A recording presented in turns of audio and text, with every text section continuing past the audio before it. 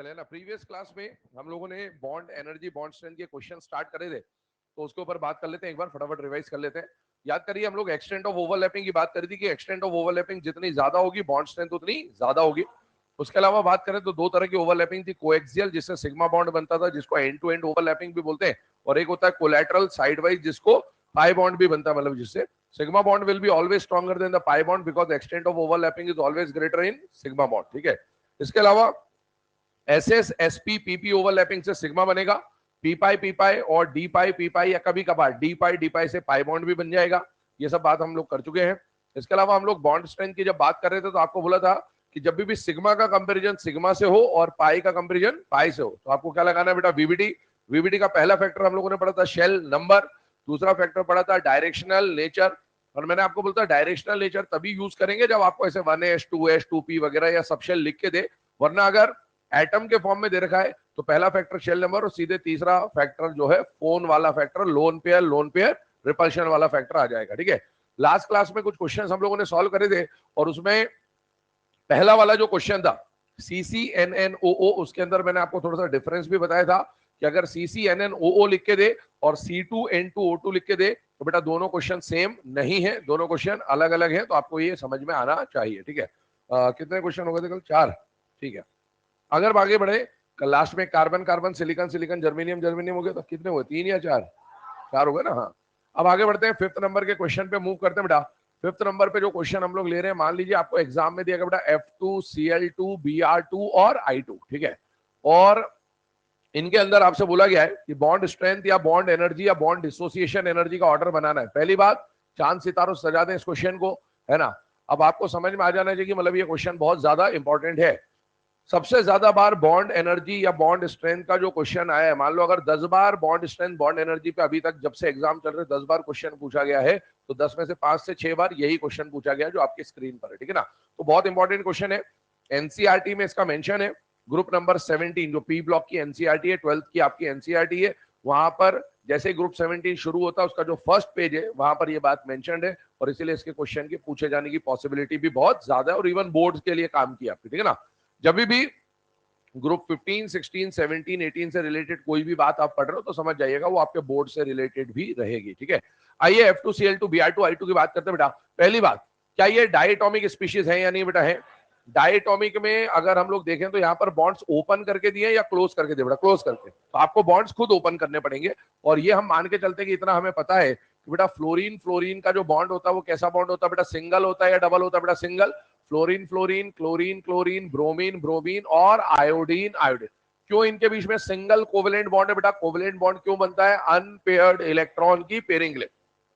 इन सभी के पास अपने अपने ग्राउंड स्टेट में एक एक अनपेयर्ड इलेक्ट्रॉन है, और जितना अनपेयर्ड इलेक्ट्रॉन है उसकी पेयरिंग के लिए उतना ही क्या बनाएगा बेटा? Covalent bond. अब देखो हर जगह पर आप देखें तो दो एटम के बीच में सिग्मा का कंपैरिजन सिग्मा का कंपैरिजन सिग्मा से हो रहा है, ऐसे में आपको क्या लगाना है? वीबीटी। वीबीटी का पहला फैक्टर क्या है बेटा? Shell number. तो आइए यहीं से शुरू करते हैं। इसका शेल नंबर क्या है बेटा? 22, यहाँ है 33, यहाँ है 44, यहाँ है 55।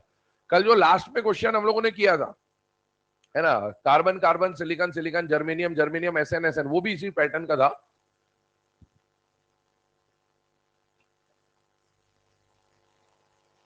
है ना। अब ध्यान से देखें, वो जो क्वेश्चन हमने देखा था वो भी इसी पैटर्न का था। लेकिन एक बात बताइए, क्या यहाँ पर फोन में से कोई नजर आ रहा है कि नहीं आ रहा बेटा? आ रहा है। अच्छा, फोन में से कौन नजर आ रहा है बेटा? फ्लोरीन। फ्लोरीन के पास कितने लोन पेयर होते हैं? 3, है ना। ये लोन पेयर दिखाए चाहे ना दिखाए आपको खुद पता होना चाहिए कि इस पे 3-3 लोन पेयर है। क्या यहाँ पर लोन पेयर रिपल्शन काम करेगा कि नहीं करेगा? करेगा। अगर एक पे होता दूसरे पे नहीं होता तो काम नहीं करता, कल ये भी बात कर चुके हैं। तो यहाँ लोन पेयर रिपल्शन लगेगा। कायदा क्या बोलता, ध्यान सुनिएगा, मैं यहाँ पर बॉन्ड डिसोसिएशन एनर्जी के नाम से लिख रहा हूं इस बार। ठीक है ना, एग्जाम में क्योंकि एनसीईआरटी वो जो पैराग्राफ लिखता है वहां पर बॉन्ड डिसोसिएशन एनर्जी की बात करता है, इसलिए हम बॉन्ड डिसोसिएशन एनर्जी के फॉर्म में लिख रहे हैं। इसके बदले अगर बॉन्ड एनर्जी बोलता, बॉन्ड स्ट्रेंथ बोलता, बॉन्ड स्टेबिलिटी बोलता, ऑर्डर यही बनेगा, उसमें परेशान नहीं होना। ठीक है, अभी सुनिएगा ध्यान से, अगर मैं इसके लोन पे रिपल्शन को अभी थोड़ी देर के लिए भूल जाऊं तो बताइए कायदा क्या बोलता है? जिसका शेल नंबर कम है उसमें एटम पास होंगे, एटम पास होंगे तो बॉन्ड स्ट्रेंथ क्या होगी? ज्यादा। तो कायदा क्या बनता है? इसका एक्चुअल जो ऑर्डर बनना चाहिए था वो बनना चाहिए था F2Cl2 Br2 और I2, ऐसा ऑर्डर इसका बनना चाहिए था। अब मुझे बताइए क्या यहां पर लोन पे रिपल्शन है या नहीं है बेटा? है। तो इसमें F2 में क्या लगेगा बेटा, लोन पेयर रिपल्शन, ठीक है। F2 में लगेगा lone pair repulsion, due to lone pair repulsion. मुझे बताइए ये बॉन्ड स्ट्रॉन्ग बनेगा या वीक बनेगा? वीक। अब वीक किससे बनेगा? वीक खुद के मुकाबले बनेगा। ध्यान सुनना मेरी बात, समझिएगा शब्दों को। F2 का जो बॉन्ड बनना चाहिए था लोन पेयर रिपल्शन की वजह से, वो बॉन्ड जितना स्ट्रॉन्ग बनना चाहिए था उसके मुकाबले वीक बनेगा, ठीक है। अब वो कितना वीक बनेगा? मान लो F2 जितना स्ट्रॉन्ग बनना था उसके मुकाबले वीक हो गया, लेकिन वीक हो सकता है ये वीक होने के बावजूद भी इन तीनों से स्ट्रॉन्ग ही रहता। हो सकता था ये वीक होके Cl से तो वीक हो जाता, लेकिन Br और I से स्ट्रॉन्ग रहता। हो सकता है ये वीक होकर Cl और Br से वीक हो जाता, I से स्ट्रॉन्ग रहता, और हो सकता है ये वीक होके तीनों से वीक हो जाता है। सारी पॉसिबिलिटीज ओपन है। हमें ये पता है कि ये बॉन्ड जितना स्ट्रॉन्ग होना था उतना स्ट्रॉन्ग नहीं बनेगा, उसके कंपैरिजन में वीक बनेगा। लेकिन किससे, इनमें से किससे वीक होगा, किससे स्ट्रॉन्ग होगा, ये बात केवल वैल्यू देखकर बताई जा सकती है बेटा। और वैल्यू देखकर जब इसकी वैल्यू देखी गई है तो ये यहां पर पाया गया। कहां पर पाया गया बेटा? यहां पर। इसका मतलब क्या हुआ कि इसका जो बॉन्ड डिसोसिएशन एनर्जी का ऑर्डर है, ठीक है, इसका बॉन्ड डिसोसिएशन एनर्जी का ऑर्डर क्या मिलेगा बेटा? Cl2, Br2, F2 और I2।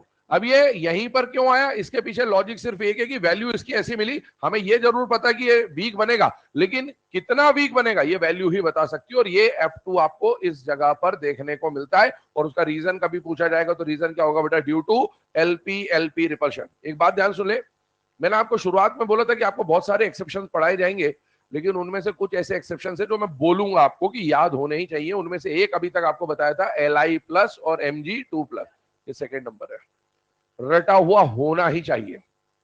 अब ध्यान सुन ले, ये ऐसा ऑर्डर है, आप इस दुनिया में रहे ना रहे, आप आराम से कब्रिस्तान में पड़े हुए, इवन रात में एग्जामिनर आके पूछे आपसे ही महिला के, बोले भाई हेलोजन की बॉन्ड डिसोसिएशन एनर्जी का ऑर्डर क्या है, तो अपना तुरंत जवाब आना चाहिए कि हेलोजन की बॉन्ड डिसोसिएशन एनर्जी का ऑर्डर क्या है?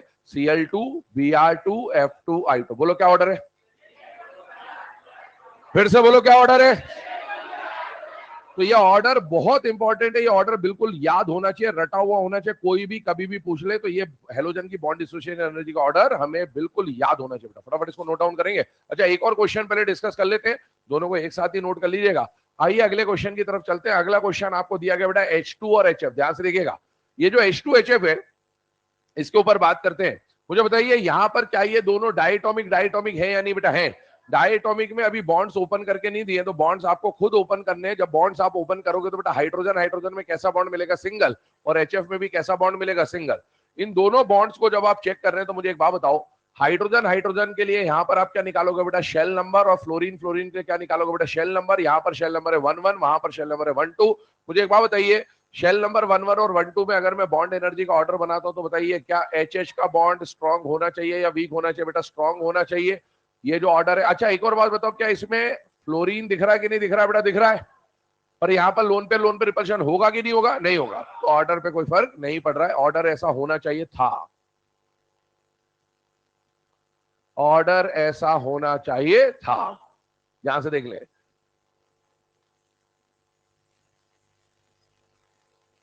एनसीईआरटी में आपको केमिकल बॉन्डिंग में बॉन्ड एनर्जी का एक टेबल दे रखा है। उस टेबल में HH और HF की जो बॉन्ड एनर्जी का वैल्यू है, वो बॉन्ड एनर्जी का वैल्यू ऐसा नहीं है, ठीक इसका उल्टा है। ध्यान सुनना मेरी बात को। एक टर्म मैं यहां पर इस्तेमाल कर रहा हूं, वो टर्म क्या है? होमोडायटोमिक सिंगल बॉन्डेड मॉलिक्यूल। इसको जरा ध्यान से सुने, ध्यान समझे और ध्यान से इसको परखें कि ये टर्म क्या कहना चाह रही है। होमोडायटोमिक सिंगल बॉन्डेड मॉलिक्यूल। दुनिया में जितने भी होमोडायटोमिक सिंगल बॉन्डेड मॉलिक्यूल हैं, उनमें सबसे स्ट्रॉन्गेस्ट बॉन्ड अगर किसी का है तो वो कौन है बेटा? HH। ये एनसीईआरटी की लाइन है, हाइड्रोजन चैप्टर जो तुच्छ चैप्टर है आपके सिलेबस का ना, उस तुच्छ चैप्टर में लिखा हुआ है कि हाइड्रोजन का सिंगल बॉन्ड जो होता है वो स्ट्रॉन्गेस्ट बॉन्ड होता है। स्ट्रॉन्गेस्ट बॉन्ड किसके रिस्पेक्ट में? होमो, है ना? HH है। HF होमोडायटोमिक नहीं है, ये हेट्रोडायटोमिक है। तो होमोडायटोमिक मॉलिक्यूल जहां पर भी सिंगल बॉन्ड के फॉर्म में मॉलिक्यूल एग्जिस्ट करता है, उसमें सबसे स्ट्रॉन्गेस्ट सिंगल बॉन्ड किसका होता है बेटा? HH का। मैं कहना क्या चाह रहा हूं यहां पर, जैसे मान लीजिए मैं एग्जांपल से आपको बताऊं, मैंने लिखा H2, मैंने लिखा F2, मैंने लिखा Cl2, मैंने लिखा Br2, मैंने लिखा I2। क्या ये सब डायटोमिक मॉलिक्यूल है या नहीं बेटा? है। ये होमोडायटोमिक है, हेट्रो है बेटा? होमोडायटोमिक, होमोडायटोमिक, होमोडायटोमिक, ये सारे होमोडायटोमिक है, ठीक है। और इनके अंदर बॉन्ड कैसा है? सिंगल है, डबल है, ट्रिपल है? सिंगल। ये मॉलिक्यूल ऐसे ही मिलते हैं नेचर में, और जब ये मॉलिक्यूल ऐसे नेचर में मिलते हैं तो इनके अंदर मिलता ही सिंगल बॉन्ड है। तो होमोडायटोमिक सिंगल बॉन्डेड मॉलिक्यूल में सबसे स्ट्रॉन्ग अगर किसी का सिंगल बॉन्ड है तो वो किसका है बेटा? H2 का। और सुनते जाइए, मुझे बताइए क्या ये डायटोमिक मॉलिक्यूल है या नहीं है? डायटोमिक है, पर ये होमोडायटोमिक है, हेट्रो है। तो अभी जो मैंने बात लिखी है वो किसके लिए वैलिड है? होमो के लिए। हेट्रो के केस में कहानी बदल सकती है, हेट्रो के केस में कहानी बदल सकती है। इसके अलावा इधर देखें, मैंने लिखा O2, मैंने लिखा N2, क्या ये डायटोमिक है या नहीं है बेटा? और ये होमोडायटोमिक है या नहीं है? है। पर क्या ये सिंगल बॉन्डेड है? नहीं। इसमें OO के अंदर क्या होता है? Double bond. NN में क्या होता है? Triple bond. तो जो मैंने बात लिखी है वो इनके लिए भी वैलिड नहीं है। अगर होमोडायटोमिक सिंगल बॉन्ड कहीं पर आता है, ऐसा मॉलिक्यूल जिसके अंदर सिंगल बॉन्ड ही एग्जिस्ट करता है और वो होमोडायटोमिक होता है, तो उनके अंदर सबसे स्ट्रॉन्गेस्ट सिंगल बॉन्ड अगर किसी का होता है तो वो किसका होता है बेटा? हाइड्रोजन। हाइड्रोजन का क्यों होता है? क्योंकि सबसे छोटा शेल नंबर है। अरे 1 से छोटा क्या होगा? कुछ भी नहीं होगा। और इसीलिए सबसे छोटा शेल नंबर है तो बॉन्ड की स्ट्रेंथ सबसे ज्यादा होगी। दूसरी बात, फिर सर ये HF वाली जो कहानी है, जो रिवर्स हो गया है ऑर्डर, इस रिवर्स को आप समझ लेते हैं। ये जो एक्सेप्शन आ रहा है आपके सामने, या जो डिफरेंट ऑर्डर आ रहा है, इसको समझने की कोशिश करते हैं कि डिफरेंट ऑर्डर क्या है और इसके लिए क्या रीजंस लिखे जाएंगे। बेटा इसके लिए रीजन क्या बोला जाता है, ध्यान से देखिएगा। HH का शेल नंबर 11 है, HF का शेल नंबर 12 है। शेल नंबर आपको इसका नो डाउट ज्यादा दिख रहा है, लेकिन हो क्या रहा है कि हाइड्रोजन और फ्लोरीन में शेल नंबर 11, 12 दिखेगा तो आपको ऐसा लगेगा कि फ्लोरीन का साइज बहुत ज्यादा बड़ा है। ऐसा कुछ भी नहीं है। हाइड्रोजन और फ्लोरीन में से फ्लोरीन बड़ा है, लेकिन कोई ज्यादा डिफरेंस नहीं है, माइन्यूटली बड़ा है। तो उसकी वजह से क्या होगा, इधर देखो साइज के फॉर्म में समझने की कोशिश करें। हाइड्रोजन और हाइड्रोजन तो दोनों में कॉमन है। फ्लोरीन, यहां पर भी हाइड्रोजन है तो इतना ही साइज होगा। फ्लोरीन का साइज थोड़ा सा बड़ा है, लेकिन वो इतना ज्यादा कोई बड़ा नहीं है कि आपको यहां पर एक बहुत ही ज्यादा डिफरेंस देखने को मिले। दोनों का इंटरन्यूक्लियर डिस्टेंस जो निकल के आता है ये थोड़ा सा बड़ा है, नो डाउट, लेकिन दोनों में ज्यादा मेजर डिफरेंस नहीं है। अब उस वजह से वो जो अपन शेल नंबर से इंटरन्यूक्लियर डिस्टेंस की बात को समझते थे कि शेल नंबर बढ़ेगा तो इंटरन्यूक्लियर डिस्टेंस बढ़ेगा और बॉन्ड दूर चले जाएंगे, एटम दूर चले जाएंगे, उसमें इन दोनों के अंदर कोई ज्यादा मेजर डिफरेंस है नहीं। और साथ ही साथ यहां पर एक बात समझे कि ये जो दोनों एटम है ना, याद करो भाई भाई कॉन्सेप्ट, टी शर्ट फट गई थी इन दोनों की, है ना, टैटू आया था सेम। इनके अंदर ना कोई डेल्टा प्लस आएगा ना कोई डेल्टा माइनस आएगा, क्योंकि दोनों का EN क्या है? सेम। लेकिन HF याद करो, क्या HF में EN का डिफरेंस कम है या ज्यादा है? ज्यादा है या बहुत ज्यादा है? बहुत ज्यादा है। याद करिए, हमने एक हैनी स्मिथ इक्वेशन परसेंटेज आयनिक कैरेक्टर की पढ़ी थी। वहां पर 2 एग्जांपल आपको लिखाए गए थे। एक CSF जिसका 91% आयनिक कैरेक्टर आया था, और वहां पर मैंने बोला था दुनिया का कोई भी कंपाउंड ना तो 100% आयनिक होता है, ना ही 100% कोवेलेंट होता है, और CSF सबसे ज्यादा आयनिक है। इसमें भी 100% आयनिक कैरेक्टर नहीं है, इसका मतलब है कोई भी 100% आयनिक नहीं हो सकता। और दूसरा एग्जाम्पल जो हमने लिया था वो HF था। HF का 43% आयनिक कैरेक्टर था। कितना था? 43। 57 कोवेलेंट है, डोमिनेटिंग नेचर कोवेलेंट है, इसलिए बॉन्ड तो कोवेलेंट है, लेकिन उस कोवेलेंट बॉन्ड के अंदर आयनिक कैरेक्टर भी बहुत ज्यादा है।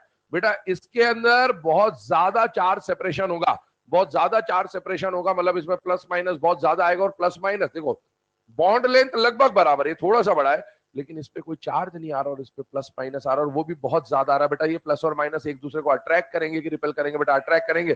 तो यहां पर HF में due to greater En difference, due to greater delta En, more ionic character is present। और बेटा आयनिक कैरेक्टर बहुत ज्यादा, 43% आयनिक कैरेक्टर, और साइज इंटरन्यूक्लियर डिस्टेंस लगभग बराबर है, और इंटरन्यूक्लियर डिस्टेंस लगभग बराबर है, और आयनिक कैरेक्टर बहुत ज्यादा आ गया, तो बेटा बॉन्ड की स्ट्रेंथ ऑटोमेटिकली उसकी क्या हो जाएगी? बढ़ जाएगी। और इसीलिए HH और HF में से ज्यादा स्ट्रॉन्ग बॉन्ड कौन सा मिलता है आपको? HF का।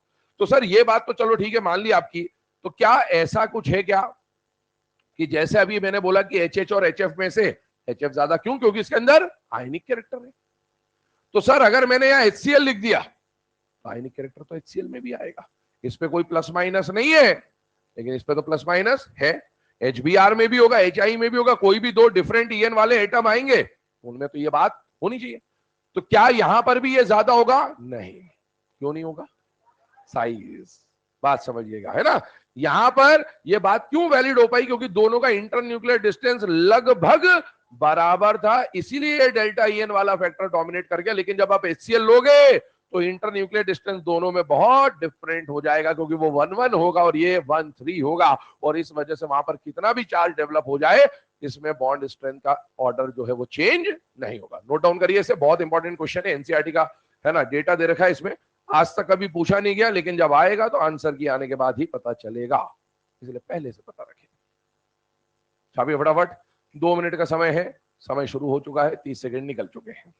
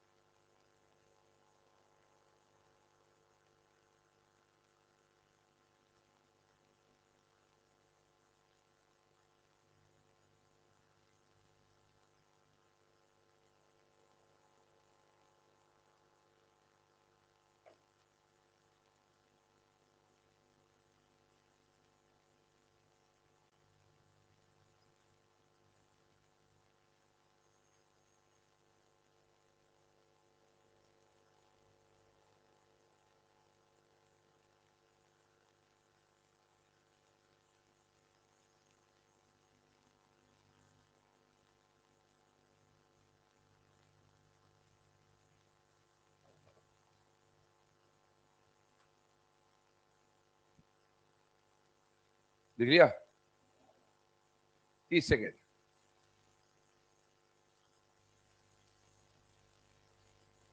क्वेश्चन प्रैक्टिस जारी है भाई, जो कर रहे हैं वो करते रहें, जो नहीं कर रहे हैं ऑटोमेटिकली आपको कुछ दिनों में डिफरेंस दिखने लग जाएगा।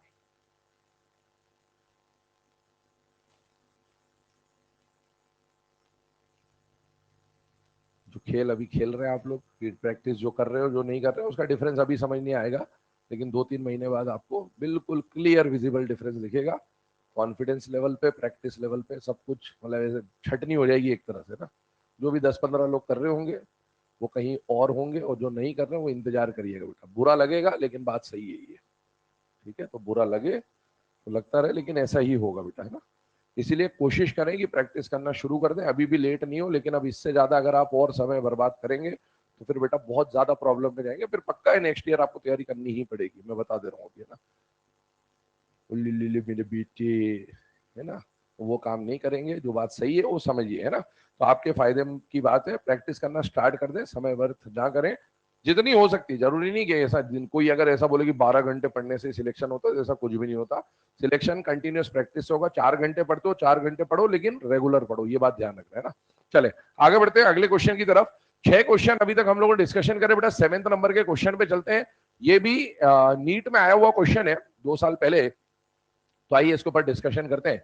आपको दिया गया CH3F, CH3Cl, CH3Br, CH3I, और इसके अंदर आपको बोला गया कि आपको जो कंपैरिजन करना है वो कौन से बॉन्ड का कंपैरिजन करना है बेटा? CX बॉन्ड का कंपैरिजन करना है बेटा। CX बॉन्ड कहने का मतलब है कार्बन हेलोजन बॉन्ड का आपको क्या करना है बेटा? यहाँ पर कंपैरिजन करना है। एक बात बताओ, ये जो मॉलिक्यूल है इसमें जब CX बोला तो इतना समझ में आना चाहिए कि हमको CF, CCl, CBr और CI बॉन्ड का कंपैरिजन करना है। और इवन अगर वहां CX नहीं भी बोला होता तो आपको इसी का कंपैरिजन करना होता, क्योंकि बाकी सब तो सेम है, CH, CH, CH, CH। तो आपको इसका कंपैरिजन करना है बेटा। इसका जब कंपैरिजन करने जाओगे तो मुझे बताइए, क्या 2 एटम के बीच में सिग्मा का कंपैरिजन सिग्मा से करना है कि नहीं करना बेटा? करना है। और सिग्मा कंपैरिजन सिग्मा से करना है तो पहला फैक्टर क्या लगाओगे बेटा? Shell number. और शेल नंबर के हिसाब से इसका शेल नंबर क्या है बेटा? 22। इसका शेल नंबर क्या है बेटा? 23। इसका शेल नंबर क्या है बेटा? 24। इसका शेल नंबर क्या है बेटा? 25। और मुझे बताइए इसके पास लोन पेयर है या नहीं है बेटा? है। लेकिन यहाँ पर लोन पे लोन प्रिपरेशन काम नहीं करेगा। जिसका शेल नंबर कम है उसकी बॉन्ड एनर्जी, बॉन्ड स्ट्रेंथ क्या हो जाएगी? ज्यादा। और जिसका शेल नंबर ज्यादा उसकी बॉन्ड स्ट्रेंथ, बॉन्ड एनर्जी क्या हो जाएगी? कम। तो नोट डाउन कर लीजिए, ये क्वेश्चन आया हुआ है ऑलरेडी एग्जाम में, कोविड के टाइम पे आया था ये क्वेश्चन। ये क्वेश्चन जब आया था तो इसमें बच्चों ने गलतियां खूब करी थी, है ना। गलतियां क्यों खूब करी थी? उसका रीजन है कि जब आपको जिन्होंने, है ना, लास्ट ईयर पढ़ा होगा उनको पता होगा, डायपोल मूवमेंट में एक एक्सेप्शन आता है जिसमें CH3F पीछे चले जाता है और CH3Cl आगे चला जाता है। तो बच्चों ने उस CH3F और CH3Cl का जो डायपोल मूवमेंट का ऑर्डर है उसके बेसिस में बॉन्ड एनर्जी गड़बड़ कर दी थी।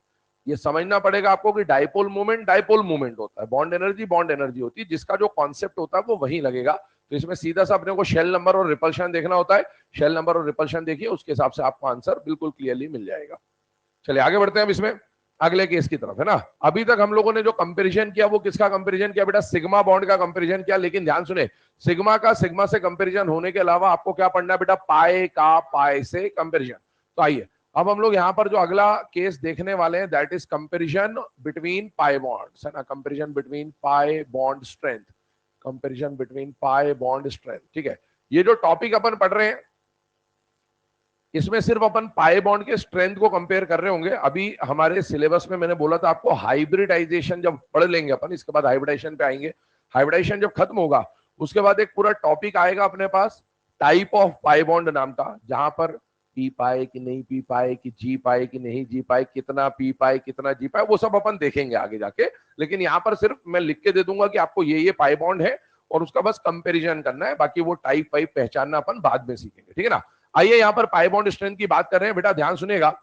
सबसे पहले अगर मैं बात करूं तो जब पाए का कंपैरिजन पाए से होगा ना, तो भी आप एक बॉन्ड को एक बॉन्ड से कंपेयर कर रहे हैं, और उसमें भी आपको पहला फैक्टर क्या देखना पड़ेगा बेटा, शेल नंबर। ध्यान सुनना, मैं यहां पर कुछ पाए बॉन्ड्स लिख रहा हूं, कुछ पाए बॉन्ड्स लिख रहा हूं जो मेनली हमें सिलेबस में देखने को मिलेंगे, तो इन्हीं के बारे में आपको पूरे सिलेबस में बार बार पढ़ना होगा। तो मैं यहां लिख देता हूं बेटा, पाई बॉन्ड बनाने के एक बात बताओ, एस ऑर्बिटल, पी ऑर्बिटल और डी ऑर्बिटल, एफ की तो जरूरत पड़ेगी नहीं बॉन्डिंग में आपको, तो एसपीडी में से एस कभी भी पाई बॉन्ड में पार्टिसिपेट नहीं करता। तो इसका मतलब है अगर शेल नंबर 1 लेना चाहूं तो शेल नंबर 1 कभी भी पाई बॉन्ड नहीं बनाएगा। तो पाई बॉन्ड की शुरुआत कौन से शेल नंबर से होगी, 2। सेकेंड शेल में एस भी होता है और पी भी होता है, डी नहीं होता। एस पाई बॉन्ड बनाएगा नहीं, पी पाई बॉन्ड बनाएगा। तो अगर मैं दो एटम जो ले रहा हूं वो 2-2 शेल के हैं, या फिर जो दो एटम ले रहा हूं वो 2-3 शेल के हैं, दो एटम जो ले रहा हूं वो 2-3 शेल के हैं, या फिर दो एटम जो ले रहा हूं अगेन वो 2-3 शेल के हैं, या दो एटम जो मैं ले रहा हूं अगर वो 3-3 शेल के हैं, तो इनके अंदर कौन सा पाई बॉन्ड बनेगा और कौन सा पाई बॉन्ड नहीं बनेगा, पहले उसको देखते हैं। अगर मैंने ये शेल नंबर लिखे, इसमें भी मान लो पाई बॉन्ड है, इसके अंदर भी मान लो पाई बॉन्ड है, इसके अंदर भी पाई बॉन्ड है, इसके अंदर भी पाई बॉन्ड है, क्या आप बता सकते हैं फिलहाल में कि कौन सा पाई बॉन्ड स्ट्रांग होगा और कौन सा पाई बॉन्ड वीक होगा? बेटा बिल्कुल बता सकते हैं, क्योंकि शेल नंबर आपको दिख रहे हैं। जिसका शेल नंबर कम होगा उसका पाई बॉन्ड क्या होगा बेटा, स्ट्रांग। मतलब ये वाला पाई बॉन्ड कंपेरेटिवली क्या होगा, स्ट्रांग। ये दोनों 2-3 है तो इनको बाद में देखते हैं। ये वाला पाई बॉन्ड कंपेरेटिव उसके कंपेरिजन में ये वीक होगा और इसके कंपेरिजन में ये सबसे वीक होगा। अब मुझे बताओ, सेकेंड शेल का कोई एटम है, जैसे lithium, beryllium, boron, carbon, nitrogen, oxygen, fluorine, इनमें से कोई भी हो सकते हैं यहाँ पर, उन्हें पाई बॉन्ड बनाना है, तो पाई बॉन्ड बनाने के लिए या तो पी ऑर्बिटल का इस्तेमाल होता है या फिर डी ऑर्बिटल का इस्तेमाल होता है। क्या सेकंड वालों के पास डी होता है? क्या नहीं, सेकंड के पास केवल एस और पी होता है, एस पाई बॉन्ड बनाएगा नहीं। तो यहाँ पर जो पाई बॉन्ड बनेगा उसमें दोनों अपने कौन कौन से ऑर्बिटल इस्तेमाल करेंगे, पी, क्योंकि पाई बॉन्ड बनाने के लिए या तो पी का इस्तेमाल होगा या फिर डी का इस्तेमाल होगा। आइए इधर सेकंड वाला है, सेकंड के पास डी तो होता नहीं है, सिर्फ पी यूज करेगा। सेकंड के पास डी तो होता नहीं, सिर्फ पी यूज करेगा। लेकिन अब थर्ड वाला अगर कोई शेल आया तो थर्ड शेल में एस भी होता है, पी भी होता है, डी भी होता है। एस तो पाई बॉन्ड बनाएगा नहीं, तो बच्चे दो ऑप्शंस, या तो पी वाला पाई बॉन्ड बनाएगा या डी वाला pi bond.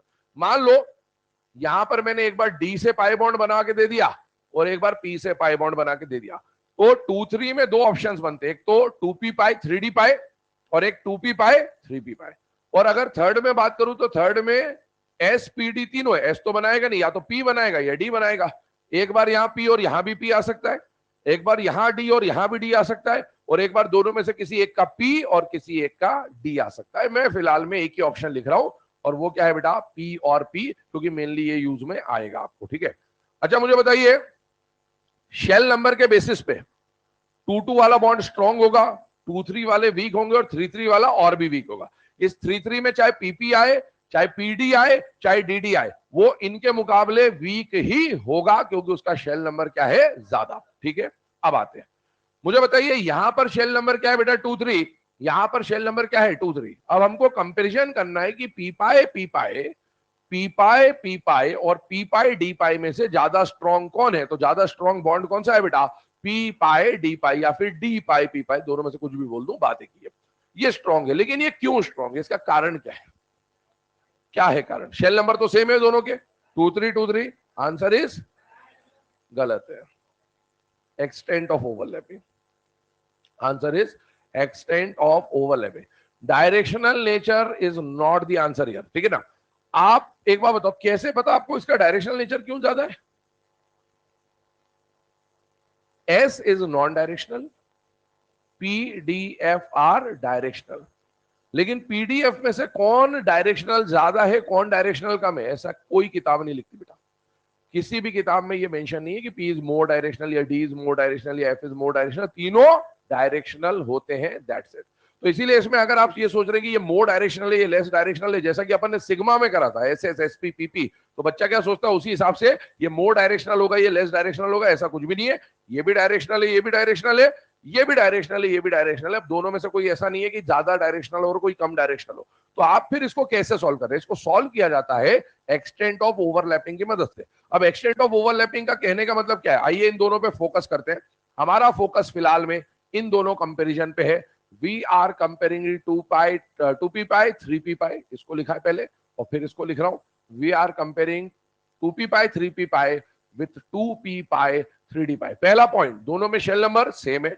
Shell number same हो गए तो हमें पता लगाने के लिए देखना पड़ेगा ओवरलैपिंग. पी पाई ओवरलैपिंग और पी पाई डी पाई. मान लो एक का शेल नंबर, दोनों में से किसी का भी एक का शेल नंबर कम होता और किसी एक का शेल नंबर ज्यादा होता, तो जिसका शेल नंबर कम है वो बॉन्ड स्ट्रॉन्ग होता, जिसका शेल नंबर ज्यादा होता वो बॉन्ड वीक होता. लेकिन अभी शेल नंबर सेम है. आप मुझे बताइए पी का जो शेप होता है, मुझे कौन सा बॉन्ड बनाना है, सिग्मा या पाई? पाई. पाई के लिए ओवरलैपिंग एक्सिस पर करानी है या अबव एंड बिलो करानी है? Above and. तो मुझे जो पी का ऑर्बिटल लेना पड़ेगा ना, वो पी का ऑर्बिटल ऐसा लेना पड़ेगा जो एक्सिस के अबव एंड बिलो बिलोंग करता हो, उसके लोब्स ऊपर और नीचे हो ताकि ओवरलैपिंग हो सके. ये पी लिया, ये भी पी लिया. बेटा 2p का जो साइज होगा और 3p का जो साइज होगा, 3p का साइज कंपैरेटिवली बड़ा होगा, लेकिन अभी अपन बराबर बना देते हैं, कोई ज्यादा डिफरेंस नहीं, क्योंकि हमको सिर्फ ओवरलैपिंग का कॉन्सेप्ट समझना है. ये मान लो 2p है और ये मान लो 3p है.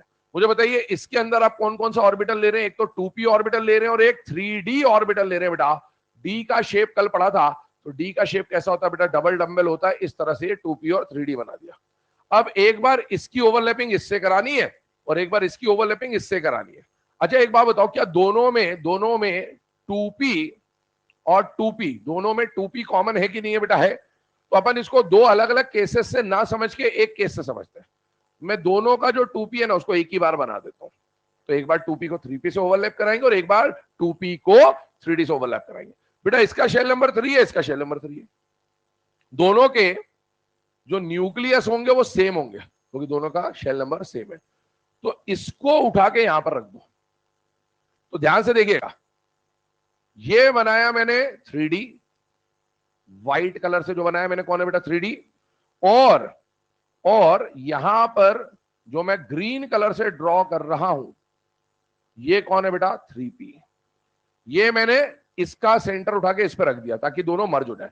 तो देखो 2p दोनों में है. एक बार 2p का ओवरलैपिंग, एक बार 2p का ओवरलैपिंग किससे कराना है? 3D से. और एक बार 2p का ओवरलैपिंग ग्रीन वाले किससे कराना है बेटा? 3p से. अब मुझे बताओ ओवरलैपिंग करने के लिए जब ये ऐसे जाएगा तो पहले कौन टकराएगा? 2p के साथ 3d टकराएगा या 2p के साथ 3p टकराएगा? 2p के साथ 3d. क्यों टकराएगा? पहले टिल्टेड नेचर है, एंगुलर है. ये जो 3p है ये वर्टिकली है और ये जो है ये 45 डिग्री के एंगल पे. तो पहले टकराना किससे होगा बेटा? 2p का 3d से. पहले ये दोनों टकराएंगे बेटा क्योंकि बेंड शेप है. और जब ये ऐसे जाएगा तो मुझे बताइए जब इस तरह से जा रहा है पहले ये टकराए तो क्या अब जैसे जैसे ये आगे बढ़ेगा तो एक्सटेंट ऑफ ओवरलैपिंग बढ़ रही कि नहीं हो रही है? बेटा बढ़ रही है. ओवरलैपिंग का एक्सटेंट बढ़ता जाएगा बढ़ता जाएगा बढ़ता जाएगा. जैसे सिग्मा और पाई में हुआ था वही कहानी है. एक्सटेंट ऑफ ओवरलैपिंग बढ़ती जा रही है बढ़ती जा रही है बढ़ती जा रही है. जब ये अपने ओवरलैपिंग के मैक्सिमम पे पहुंच जाएगा तब जाके 2p 3p से टकराना चालू होगा. तो at any time 2p 3d का जो एक्सटेंट ऑफ ओवरलैपिंग होगा वो ज्यादा होगा किसके मुकाबले में बेटा? 2p 3p के. और इसीलिए ये जो p पाई d पाई बॉन्ड है इसकी स्ट्रेंथ क्या मिलेगी आपको? ज्यादा, क्योंकि यहां पर we will have greater extent of overlapping due to bent shape of d orbital. पहले काम करें इसको लिखें, इसका रीजन फिर लिखवाता हूं आपको. तो ये बात ध्यान रखना कि पहले तो आपको पाई का कंपैरिजन जब पाई से हो तो उसमें भी आपको क्या देखना है बेटा? Shell number. लेकिन अगर शेल नंबर सेम हो जाए तो पीपी और पीडी में से डी वाला ओवरलैपिंग बेटर होगा. उसका रीजन डायरेक्शनल नहीं है, उसका रीजन है एक्सटेंट ऑफ ओवरलैपिंग ज्यादा होती है.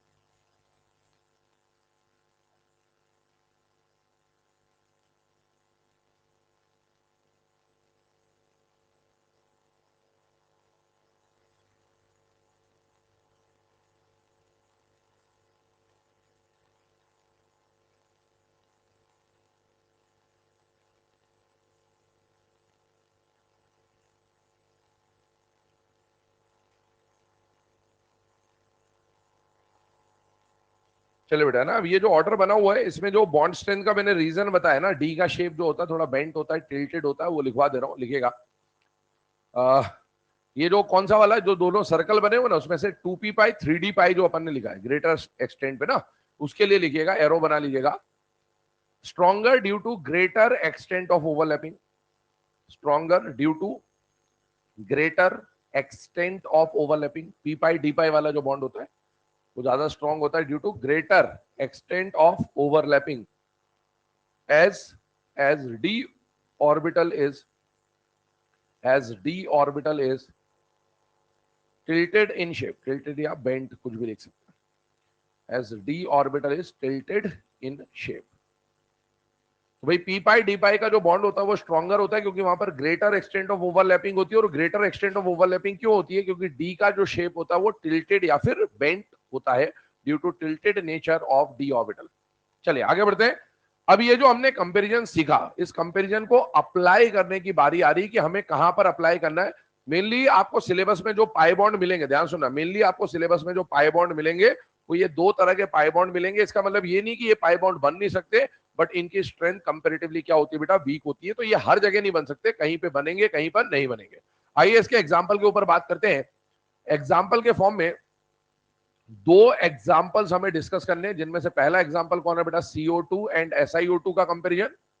और एक दूसरा एग्जाम्पल जो हमें यहां पर पढ़ना होगा वो एग्जाम्पल होगा बेटा N2 एंड P2 का। ये दोनों एग्जाम्पल ही डिस्कस इसलिए किए जाते हैं क्योंकि ये एनसीईआरटी की लाइनें हैं ग्रुप 14 एंड ग्रुप 15 की। ठीक है, ग्रुप 14 और ग्रुप 15 में ध्यान सुनिएगा, मैंने आपको पहले बोला है कि जो सेकंड पीरियड के एलिमेंट होते हैं, लिथियम, बेरिलियम, बोरॉन, कार्बन, वार्बन, ये सब क्या दिखाते हैं बेटा? Anomalous behaviour. इनकी प्रॉपर्टी अपने ग्रुप के मेंबर से कुछ अलग होती है। तो एनसीईआरटी में क्या लिखा हुआ है कि भाई कार्बन का जो ऑक्साइड होता है ना, कार्बन डाइऑक्साइड, ये डिस्क्रीट नेचर का होता है। डिस्क्रीट नेचर मतलब ये अकेला मोनोमर के फॉर्म में एग्जिस्ट कर सकता है, जबकि SiO2 का जो स्ट्रक्चर है वो मोनोमरिक नहीं होगा, पॉलीमेरिक होगा। ऐसे ही यहां पर ग्रुप 15 में इसके एनॉमलस बिहेवियर में एक लाइन लिखी हुई है कि nitrogen can form multiple bond with itself. Nitrogen can form multiple bond with itself, whereas the other group members cannot form multiple bond with themselves। इस तरह की कुछ लाइनें लिखी हुई हैं, तो हम उसको यहां पर स्ट्रक्चर के फॉर्म में समझ रहे हैं। ठीक है, आइए इधर ध्यान दीजिएगा। CO2 और SiO2 की बात करो बेटा। एक बात बताइए, CO2 क्या ये ऑक्साइड है कि नहीं है बेटा? है। क्या ये भी ऑक्साइड है कि नहीं है? तो पहली बात तो ऑक्साइड देखते ही दिमाग में पीरियोडिक टेबल आ जाना चाहिए। ऑक्साइड आए, हाइड्राइड आए, हाइड्रोक्साइड आए, दिमाग में सबसे पहले क्या चमकना चाहिए बेटा? Periodic table. कि कौन एसिडिक है, कौन बेसिक है, कौन न्यूट्रल है, कौन एम्फोटेरिक है, ये सारे क्वेश्चन इनके बारे में पूछे जा सकते हैं और ये बार बार आएगा आपके सिलेबस में। ठीक है, मुझे बताइए CO2 का नेचर कैसा है बेटा? एसिडिक। नॉन मेटल का ऑक्साइड है, कैसा होगा बेटा? एसिडिक। याद करिएगा, चार तरह के ऑक्साइड्स पढ़े थे अपन ने, basic, acidic, amphoteric, neutral. Metal के ऑक्साइड के बारे में मैंने बोला था कि मेटल का ऑक्साइड जनरली बेसिक, कभी कभार एम्फोटेरिक। वो एम्फोटेरिक वाले कौन है? जनाबे अली वाले जो थे। ठीक है, इसके अलावा अगर हम बात करें तो नॉन मेटल का ऑक्साइड कैसा होगा? एसिडिक। लेकिन चार आपको न्यूट्रल लिखाए गए थे, N2O, NO, CO और वाटर। वाटर के बारे में एक बात बताई गई थी कि एनसीईआरटी वाटर को एम्फोटेरिक मानता है on the basis of Brønsted theory of acid base.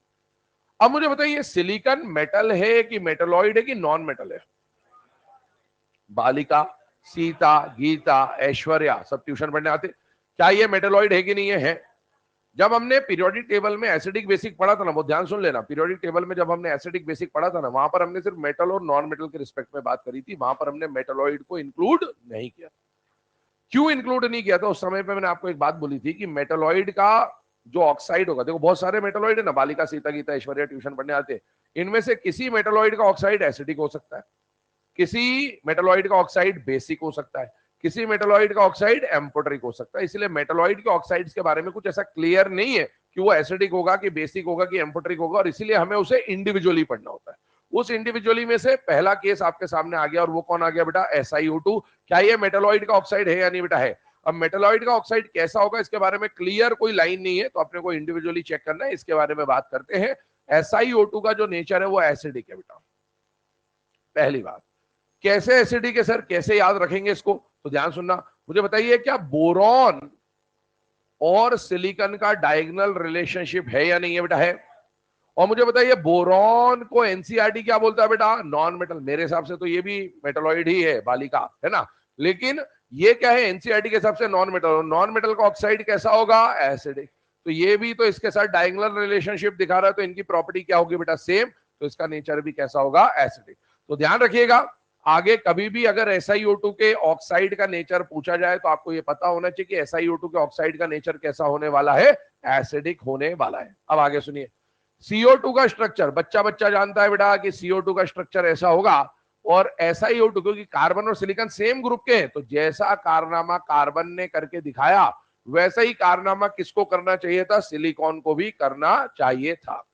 लेकिन अब एक बात समझे कि ये वाला जो स्ट्रक्चर है ना, ये तो नेचर में एग्जिस्ट करता है, लेकिन सिलिकॉन का जो ऑक्साइड है वो नेचर में ऐसे एग्जिस्ट नहीं करता है। तो अब इसके पीछे का लॉजिक समझना होता है हमें कि क्यों ये एग्जिस्ट करता है, क्यों ये एग्जिस्ट नहीं करता। एक बात बताइएगा, यहां पर मेनली कंपैरिजन पाई बॉन्ड का चल रहा है ना।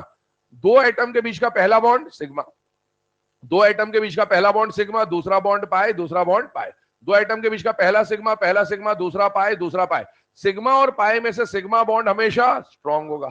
तो यहां पर सिग्मा को कंपेयर करने से कोई फायदा नहीं है, बिकॉज सिग्मा तो स्ट्रांग होगा। हमें कंपेयर वीक वाले बॉन्ड को करना है, क्योंकि वीक के ही बनने या ना बनने पर आपको सवाल उठेगा यहां पर।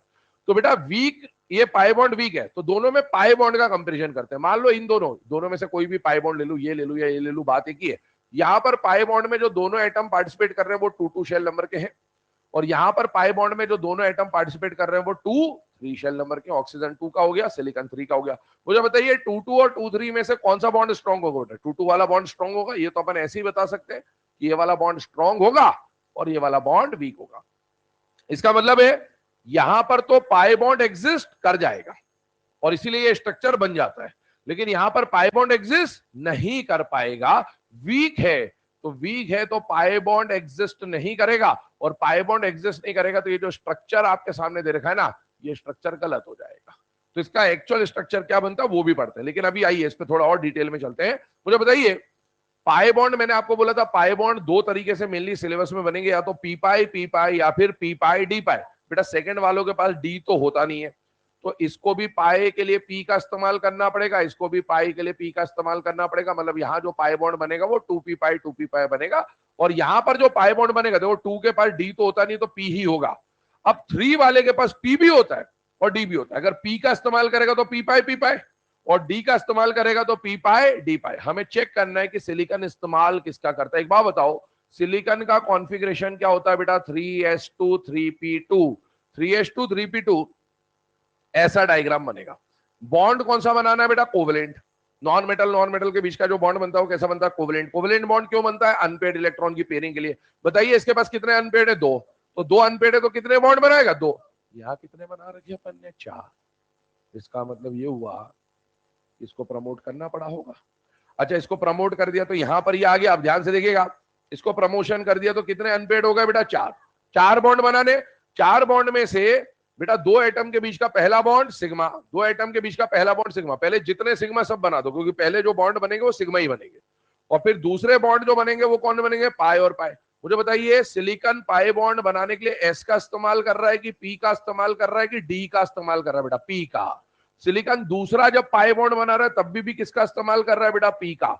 तो सिलिकॉन जो है ना वो पाई बॉन्ड बनाने के लिए कौन से ऑर्बिटल का इस्तेमाल कर रहा है बेटा? पी ऑर्बिटल का इस्तेमाल कर रहा है। मतलब यहां पर जो पाई बॉन्ड है वो 2p पाई है, और यहां पर जो पाई बॉन्ड है वो 2p पाई 3p पाई है। अभी ये कौन सा बॉन्ड है? पी पाई डी पाई जी पाई नहीं, जी पाई कुछ भी है, वो सब बाद में और पढ़ेंगे अपन, है ना? अभी तो बस मैं लिख दे रहा हूं, यहाँ पर ध्यान रखिएगा। अब क्या हमें ऑलरेडी पता है कि ये पाई बॉन्ड कोई भी होता, पी पाई होता, डी पाई होता, पर इसका शेल नंबर कम है तो ये स्ट्रॉन्ग है, इसका शेल नंबर ज्यादा है तो ये वीक है। इसका मतलब है ये वाला पाई बॉन्ड एग्जिस्ट करेगा, ये नहीं करेगा। अब एक बात समझो, यहां जब पाई बॉन्ड बनेगा नहीं, सिलिकॉन और ऑक्सीजन का पाई बॉन्ड वीक है तो वो पाई बॉन्ड नहीं बनेगा, पर क्या सिग्मा बन सकता है? हाँ, पाई में दिक्कत है। तो अब मुझे एक बात बताओ, सिलिकॉन जो है, सिलिकॉन के पास 4 अनपेड इलेक्ट्रॉन हो गए, तो सिलिकॉन को 4 बॉन्ड तो बनाने, ये बात पक्की हो चुकी, चारों बॉन्ड बनाने हैं। और साइड एटम बताइए इसके अंदर कौन है? ऑक्सीजन। तो सिलिकॉन को 4 बॉन्ड बनाने और चारों बॉन्ड ऑक्सीजन के साथ बनाने। अब चारों बॉन्ड ऑक्सीजन के साथ बनाने तो अलग अलग पॉसिबिलिटी, या तो सिंगल बॉन्ड बना ले, या पाई बना ले, या कुछ बना ले। क्या सिलिकॉन को 4 बॉन्ड ऑक्सीजन के साथ बनाने? हाँ बनाने। और सिलिकॉन और ऑक्सीजन के बीच का पाई बॉन्ड बनेगा कि नहीं बनेगा? नहीं बनेगा। तो सिलिकॉन को 4 बॉन्ड बनाने हैं, वो भी ऑक्सीजन के साथ बनाने, और उसको बनाने में भी वो पाई बॉन्ड का इस्तेमाल नहीं कर सकता। तो क्या उसको ऑक्सीजन के साथ सिग्मा सिग्मा बॉन्ड बनाने पड़ेंगे कि नहीं बनाने पड़ेंगे? बनाने पड़ेंगे। अब मान लो सिलिकॉन ऑक्सीजन के साथ सिग्मा बनाता है, तो आपने फॉर्मूला तो ऊपर क्या लिखा? SiO2। और बॉन्ड कितने बनाने? 4। और चारों क्या बनाने बेटा? सिग्मा बॉन्ड बनाने। तो मुझे बताइए SiO2 बन जाएगा या SiO4 बन जाएगा? SiO4। सुनते जाना अभी। लेकिन SiO2 नेचर में एग्जिस्ट करता हुआ मिलता है, और SiO2 का नाम क्या है बेटा? सिलिका। पढ़ना है आपके सिलेबस में, ग्रुप 14 के अंदर पैराग्राफ दिया है एनसीईआरटी ने पूरा एक स्ट्रक्चर के साथ। तो बेटा अब इसको ये जो अपन बना रहे ये वही है, ये वही है, पर फर्क क्या है? यहां दिख रहा है SiO4 और वहां क्या दिख रहा है? SiO2। फर्क समझेंगे। क्या सिलिकॉन के 4 बॉन्ड पूरे हो गए कि नहीं हो गए? हो गए। लेकिन ऑक्सीजन के पास कितने अनपेड होते हैं? 2। ऑक्सीजन को भी 2 बॉन्ड बनाने थे। यहां ऑक्सीजन का कितना बॉन्ड बना? 1। अभी 1 बॉन्ड की जगह खाली है, खाली वैलेंसी है। जैसे आप अल्काइल ग्रुप पे एक वैलेंसी खाली मान के चलते हैं, वैसे इधर ऑक्सीजन ऑक्सीजन ऑक्सीजन ऑक्सीजन की वैलेंसी खाली है। इस खाली वैलेंसी में अगला ऐसा ही आके जुड़ जाएगा।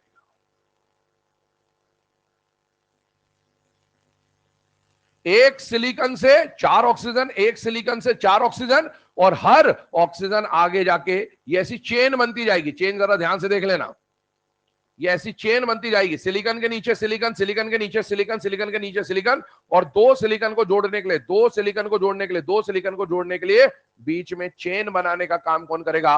ऑक्सीजन। ये चेन ऐसे ही बढ़ती जाएगी। SiO SiO SiO SiO SiO SiO SiO SiO SiO ऐसी चेन बनती जाएगी। और ये जो चेन है ये फर्दर प्रोपगेट होती जाएगी, होती जाएगी, होती जाएगी, मतलब ये इनफाइनाइट तक चेन जाएगी। ये चेन इधर भी प्रोपगेट होगी, ये चेन इधर भी प्रोपगेट होगी, इधर भी प्रोपगेट होगी, इधर भी प्रोपगेट होती जाएगी। ठीक है, तो ये चेन ऐसी बढ़ती जाएगी, यहां पर हर जगह पर ये चेन बढ़ती जाएगी। मतलब इसका स्ट्रक्चर देखिए आप जरा, ये स्ट्रक्चर मोनोमेरिक स्ट्रक्चर है या पॉलीमेरिक स्ट्रक्चर? बेटा पॉलीमेरिक। ध्यान सुनना, अभी ये बात हम करेंगे। CO2 का जो स्ट्रक्चर होता है ना, वो डिस्क्रीट स्ट्रक्चर कहलाता है। कैसा स्ट्रक्चर कहलाता है बेटा? Discrete structure. डिस्क्रीट स्ट्रक्चर मतलब मोनोमर। डिस्क्रीट मतलब अकेला, अकेला मतलब मोनोमर। मुझे बताइए CO2 के साथ अगला, जैसे इधर SiO2 के साथ SiO2 जुड़ते जा रहा है, वैसे CO2 के साथ कोई अगला CO2 जुड़ा हुआ नहीं है। लेकिन क्या SiO2 में मॉलिक्यूल अकेला है या चेन बना रहा है? बेटा चेन बना रहा है। इसको क्या बोलेंगे बेटा? Polymeric structure. तो ध्यान रखिएगा, ये क्वेश्चन बनता है एग्जाम में कि CO2 का स्ट्रक्चर डिस्क्रीट होता है या पॉलीमेरिक होता है? बेटा डिस्क्रीट। डिस्क्रीट या मोनोमेरिक, कुछ भी लिख दे, बात एक ही है। और SiO2 का स्ट्रक्चर डिस्क्रीट होता है या पॉलीमेरिक होता है? बेटा पॉलीमेरिक। पर सर अभी भी एक सवाल का जवाब नहीं मिला। तो जवाब क्या है कि सर वहां तो लिखा है आपने SiO2 और यहां आप बना रहे हो SiO2, तो ये क्या है? ये ऐसा है बेटा, अभी आप 12th के सिलेबस में फिजिकल केमिस्ट्री का जो पहला चैप्टर आता है सॉलिड स्टेट, जब उसको आप पढ़ते हैं तो उसमें एक कंडीशन आपको पढ़ने को मिलेगी। वो क्या है कि मान लो ये क्यूब है, क्यूब को बोला जाएगा यूनिट सेल। क्या बोला जाएगा? बेसिक यूनिट है ना, जैसे basic unit of life is cell, वैसे कोई लैटिस बनता है तो उसका एक बेसिक यूनिट होगा जिसको बोलेंगे यूनिट सेल, एक सेल है ना, वो क्यूबिक होगा, ऐसा क्यूबिक होगा, इस रूम की तरह समझ लो। इस क्यूब में अलग अलग जगह पर एटम्स होते हैं। जैसे NaCl का जब अपन क्रिस्टल बनाएंगे तो NaCl में कहीं Na होगा, कहीं Cl होगा, कहीं कुछ होगा, कहीं कुछ होगा, कहीं कुछ होगा, ऐसे उसको डिफाइन करते हैं। एक बात बताओ मुझे, मान लो ये ऑक्सीजन है, ध्यान सुनना, ये ऑक्सीजन है, ये ऑक्सीजन एक सिलिकॉन से जुड़ा है या 2 सिलिकॉन से? इसका कंट्रीब्यूशन 1 में या 2 में शेयर हो रहा है? शेयर हो रहा है। जो शेयर हो रहा है उसका एक सिलिकॉन में कंट्रीब्यूशन आधा माना जाएगा। क्या माना जाएगा? क्यों? क्योंकि वो एक इंडिविजुअल सिलिकॉन से नहीं जुड़ा है, 2 से जुड़ा है, तो एक में उसका कंट्रीब्यूशन हाफ माना जाएगा। मुझे बताइए इस सिलिकॉन से कितने ऑक्सीजन जुड़े? 4। क्या ये वाला ऑक्सीजन भी सिर्फ इसी सिलिकॉन से जुड़ा है या शेयर हो रहा है? बेटा शेयर हो रहा है। वैसे ये वाला ऑक्सीजन भी शेयर हो रहा है, और ये वाला ऑक्सीजन भी ऊपर किसी के साथ शेयर हो रहा होगा। मतलब सिलिकॉन से जुड़े तो 4 ऑक्सीजन है, लेकिन चारों शेयर्ड ऑक्सीजन है बेटा, और चारों शेयर्ड ऑक्सीजन है तो सबका contribution half half half half माना जाएगा। तो इंपेरिकल फॉर्मूला और मॉलिकुलर फॉर्मूला पढ़ते थे, एक्चुअल रेशियो होता है और एक सिंपलेस्ट रेशियो होता है। यहां पर इस सिलिकॉन के साथ हाफ हाफ हाफ हाफ जब काउंट करेंगे तो बताइए फॉर्मूला क्या बन जाएगा? SiO2। देखने में SiO4 लगेगा, लेकिन एक्चुअल में है क्या? SiO2। और इसी को क्या बोला जाएगा बेटा? सिलिका बोला जाएगा। तो ये पॉइंट अपने को पता होना चाहिए। अच्छा एक और बात बताइए यहां पर, मैं यहाँ पर एनसीईआरटी की कुछ बातें इसमें ग्रुप 14 में यहीं पे डिस्कस कर दे रहा हूँ, बाद में जब पढ़ेंगे ग्रुप 14 तो बस बता दूंगा कि ये पढ़ रखा है बंदे। मुझे बताइए क्या यहाँ पर एक रिंग विंग बनती हुई दिख रही है कि नहीं दिख रही है बेटा? दिख रही है, ये भी रिंग है, ये भी रिंग है, ऐसे रिंग बनती जाएगी, ऊपर नीचे आगे पीछे हर जगह रिंग बनेगी। इस रिंग में कितने मेंबर है? कितने मेंबर की रिंग है? 8 मेंबर रिंग है। गिन लो आराम से, कोई भी एक बॉक्स देख लो, उसमें कितने मेंबर दिखेंगे बेटा? 8। 1 2 3 4 5 6 7 8 मेंबर की रिंग है। तो आपको एनसीईआरटी में क्लियरली लिखा हुआ है कि सिलिका में कितने मेंबर की रिंग होती है? 8 मेंबर की रिंग होती है। अब सुन रखा है तो सुन रखा, वरना एग्जाम में दिमाग लगाना पड़ेगा, बनाना पड़ेगा, सोचना पड़ेगा, समझना पड़ेगा। हो सकता है आधों की समझ ही नहीं आएगी कितने मेंबर की रिंग है। दूसरी बात, उस 8 मेंबर में कितने सिलिकॉन एटम है? तो बचे हुए 4 ऑक्सीजन होंगे। तो आपसे पूछे कि भैया SiO2 की जो सिलिका की जो रिंग होती है, 8 मेंबर की जो रिंग होती है, उस 8 मेंबर रिंग में सिलिकॉन और ऑक्सीजन एटम का रेशो क्या होता है? तो रेशो इज 1:1, क्योंकि 4 सिलिकॉन है और 4 ऑक्सीजन। क्या ये बात समझ में आ गई है? अब देखो आते हैं सेकंड वाले केस पे। सेकंड भी बता देता हूं, एक साथ लिख लेना, दोनों को ध्यान से देखिएगा। सेकंड वाले केस पे आए तो सेकंड वाला केस क्या बोल रहा है कि बेटा N2 और P2 के बारे में बात हो रही है, ठीक है? स्ट्रक्चर्स को समझते हैं बेटा। N2 में मैंने आपको बोला कि एनसीईआरटी में एक लाइन लिखा हुआ है, nitrogen can form multiple bond with itself but the other group member phosphorus, arsenic, antimony, bismuth can not form multiple bond with itself. क्या आपको ये पता है कि नेचर में फास्फोरस P2 के फॉर्म में नहीं मिलता है, P4 के फॉर्म में मिलता है? ये क्लास 9th में आपने पढ़ लिया होता है टेबल के अंदर कि P4 होता है और S8 होता है, ठीक है? लेफ्ट साइड के पेज में एनसीईआरटी पे टेबल बना हुआ है चैप्टर नंबर 3 के अंदर। आगे बात करें तो P2 की बात करते हैं। P2 जो है ये एग्जिस्ट नहीं करेगा, है ना? P2 जो है वो एग्जिस्ट नहीं करेगा, does not exist, but it exists as P4। ये P4 की unit, tetra atomic unit. Atomicity कितनी है? 4। एटॉमिसिटी मतलब कितने एटम है मॉलिक्यूल के अंदर। अब मुझे बताओ ये एग्जिस्ट क्यों, ये पाई बॉन्ड क्यों बना पा रहा है और ये पाई बॉन्ड क्यों नहीं बना पा रहा है? कहानी उसी पे आकर रुकेगी बेटा। इसका शेल नंबर बताइए क्या होगा? 2 और इसका शेल नंबर क्या होगा बेटा? 3 2 और 3 में से कोई भी बॉन्ड हो, पी पाई हो, डी पाई हो, कुछ भी हो, 2 वाला स्ट्रॉन्ग होगा और 3 वाला वीक होगा। ये वाला बॉन्ड क्या होगा बेटा? स्ट्रॉन्ग है तो एग्जिस्ट कर जाएगा, और ये बॉन्ड क्या होगा बेटा? वीक है तो एग्जिस्ट नहीं करेगा। इसका मतलब क्या हुआ कि नाइट्रोजन का तो पाई बॉन्ड बन जाएगा। मैं आगे की बात भी लिख देता हूं, आपको अभी इस पे कोई ज्यादा ध्यान देना नहीं है। पी पाई यहां पर भी पी पाई ही है, क्योंकि तो इसके तीनों इलेक्ट्रॉन जो है वो 3p3 3 p ऑर्बिटल में है ना। अब देखो ये स्ट्रॉन्ग है, ये पाई बॉन्ड बना गया। इसका पाई बॉन्ड कैसा है बेटा? वीक है। सिग्मा तो स्ट्रॉन्ग है दोनों का, सिग्मा में शक नहीं करना है। शक किस पे करना है बेटा? पाई पर। तो पाई को कंपेयर किया, इसका पाई स्ट्रॉन्ग था तो बन गया, इसका पाई वीक था तो बन नहीं पाया तो पाई बॉन्ड टूट जाएगा। और फास्फोरस को कितने बॉन्ड बनाने? 3। फास्फोरस का कॉन्फ़िगरेशन क्या होता है बेटा? 3s2 3p3। ये तो लोन पेयर है, इसको भूल जाइए, एक्साइट ही नहीं करा रहे। और यहां पर कितने अनपेड है? 3 अनपेड है तो 3 बॉन्ड बनाने। तीनों बॉन्ड फास्फोरस को किसके साथ बनाने? फास्फोरस के साथ ही बनाने। और उसको बनाने के लिए या तो सिग्मा बनाएगा या पाए बनाएगा या दोनों बनाएगा। सिग्मा तो बना सकता है लेकिन पाए नहीं बना सकता, क्योंकि पीपी का पाए बॉन्ड वीक है। ध्यान सुनो, इस फास्फोरस के पास कितना लोन पेयर? 1। बॉन्ड कितने बनाने हैं? 3। किसके साथ बनाने? फास्फोरस के साथ ही बनाने। उसमें भी सिग्मा बनाना है कि पाई बनाना है कि दोनों बना सकता है? सिग्मा ही बनाना है, क्योंकि इसका पाई बॉन्ड वीक है। तो मुझे बताइए इसको 3 बॉन्ड बनाने के लिए कितने फास्फोरस लगेंगे? 3 लगेंगे। एक सिग्मा इसके साथ बनाएगा, एक सिग्मा इसके साथ बनाएगा, एक सिग्मा इसके साथ बनाएगा, तब जाके ना इसकी पेयरिंग हो पाएगी। अब मुझे बताओ क्या फास्फोरस ने 3 बॉन्ड बना लिए? हाँ बना लिए। किसके साथ बना लिए? फास्फोरस के साथ बना लिए। उसको बनाने में इसने पाए का इस्तेमाल नहीं किया, सिग्मा का किया है, जो कि बन सकता था। इस तरह से इसके पास कितने अनपेड है? इसके पास भी तो 3 अनपेड थे। 3 में से एक क्या है? इसके पास लोन पेयर है, मतलब 3 अनपेड है। और 3 में से एक की पेयरिंग यहां करी, एक की पेयरिंग यहां करी, एक की पेयरिंग यहां करी। इसी तरीके से इसके पास भी एक लोन पेयर और 3 अनपेड थे। 3 में से एक की पेयरिंग यहां हो चुकी है, एक की पेयरिंग यहां हो चुकी है, एक की पेयरिंग यहां करेगा।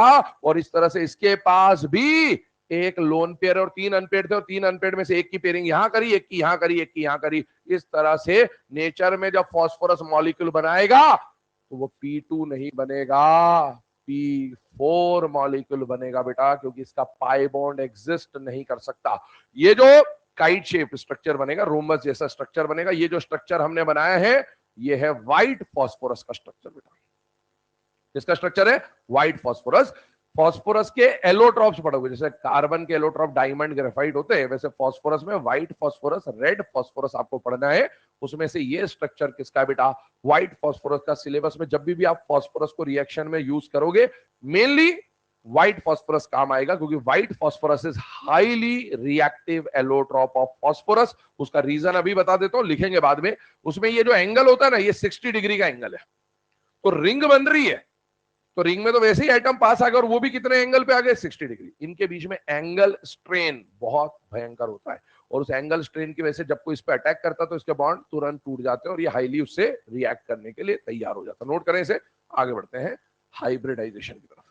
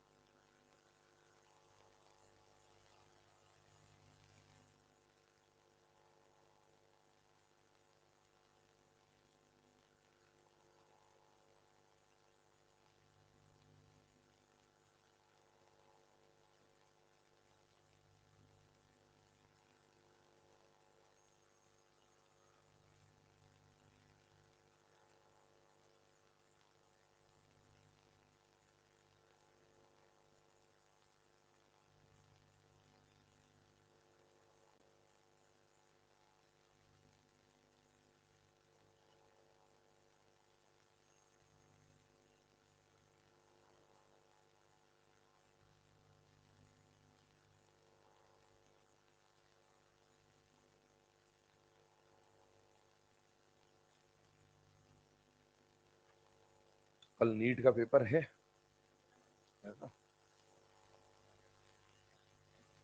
ऐसे ही अगले साल आपका भी नीट का आएगा, मई फर्स्ट वीक में।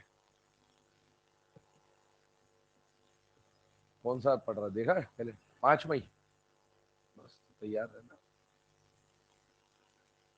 देख लेना कौन सा पढ़ रहा है। 5 है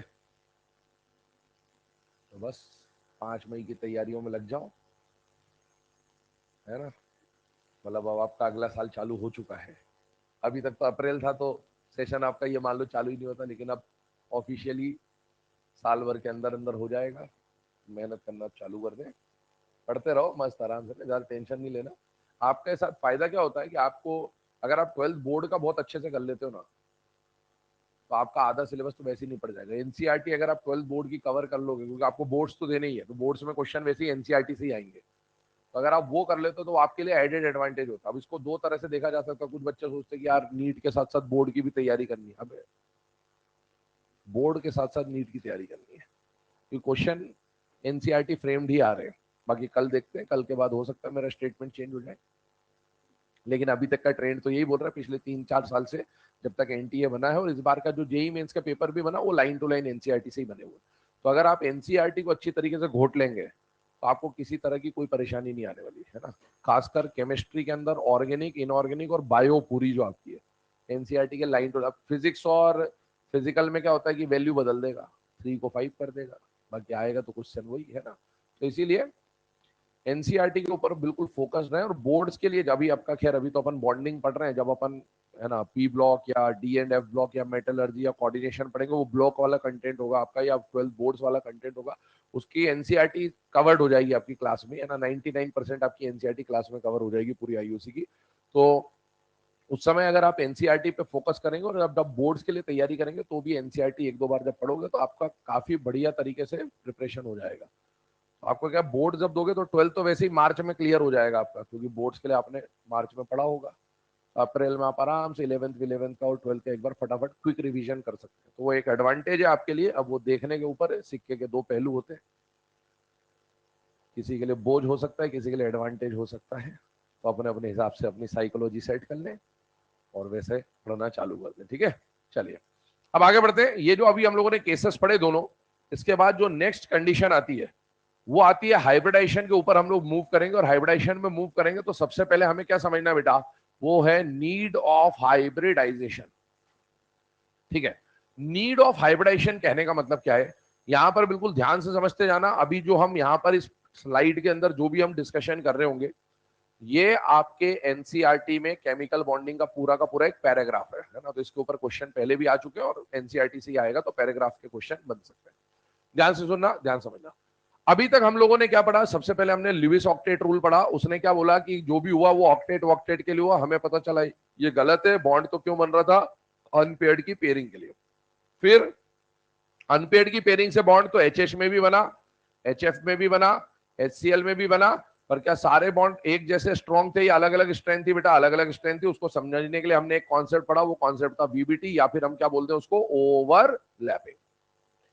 अभी भी हम हाइब्रिडाइजेशन पढ़ रहे हैं। हाइब्रिडाइजेशन भी कोवेलेंट बॉन्ड से ही है। किससे है? Covalent bond. मैंने आपको बोला था शुरुआत में, इस चैप्टर के अंदर 70% पार्ट कोवेलेंट बॉन्ड का है। वीबीटी, हाइब्रिडाइजेशन, एमओटी, वेमोटी, जब तक ये सब चल रहा है, मतलब जब तक आयनिक बॉन्ड नाम ना लिखा दिया जाए तब तक आप समझिए कोवेलेंट बॉन्ड ही चल रहा है। और कोवेलेंट बॉन्ड बनेगा तो क्यों बनेगा? अनपेयर्ड की पेयरिंग के लिए। और अनपेयर्ड की पेयरिंग करानी है तो आपको क्या करानी है बेटा? ओवरलैपिंग। तो ऐसा नहीं कि ओवरलैपिंग सिर्फ बीबीटी है, हाइब्रिडाइजेशन के अंदर भी ओवरलैपिंग होगा, क्योंकि कोवेलेंट बॉन्ड बनाना है तो ओवरलैपिंग के बाद ही कोवेलेंट बॉन्ड बनेगा। पर उस ओवरलैपिंग में ऑर्बिटल कौन सा इस्तेमाल होगा? प्योर ऑर्बिटल होगा, एस होगा, पी होगा, डी होगा, एफ होगा, या हाइब्रिड होगा? वो बातें हम लोग बीबीटी और हाइब्रिडाइजेशन में समझते हैं। बाकी ओवरलैपिंग तो होना पक्की है। अब आगे सुनिएगा, यहां पर ध्यान से सुनना मेरी बात को। हम लोग आ रहे हैं हाइब्रिडाइजेशन पे।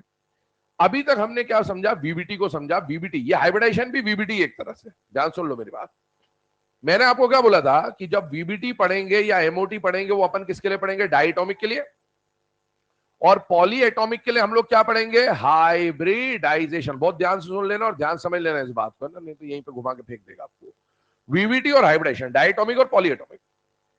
Hybridisation is also a part of VBT. पहली बात, हाइब्रिडाइजेशन अलग कुछ भी नहीं है। Hybridisation is also a part of VBT. मतलब वीबीटी जो है वो सिर्फ डायटोमिक के लिए नहीं लगता है, वो पॉलीएटॉमिक के भी लगता है। बिकॉज हाइब्रिडाइजेशन ऐसा मान ले कि एक्सटेंडेड वर्जन ऑफ वीबीटी है।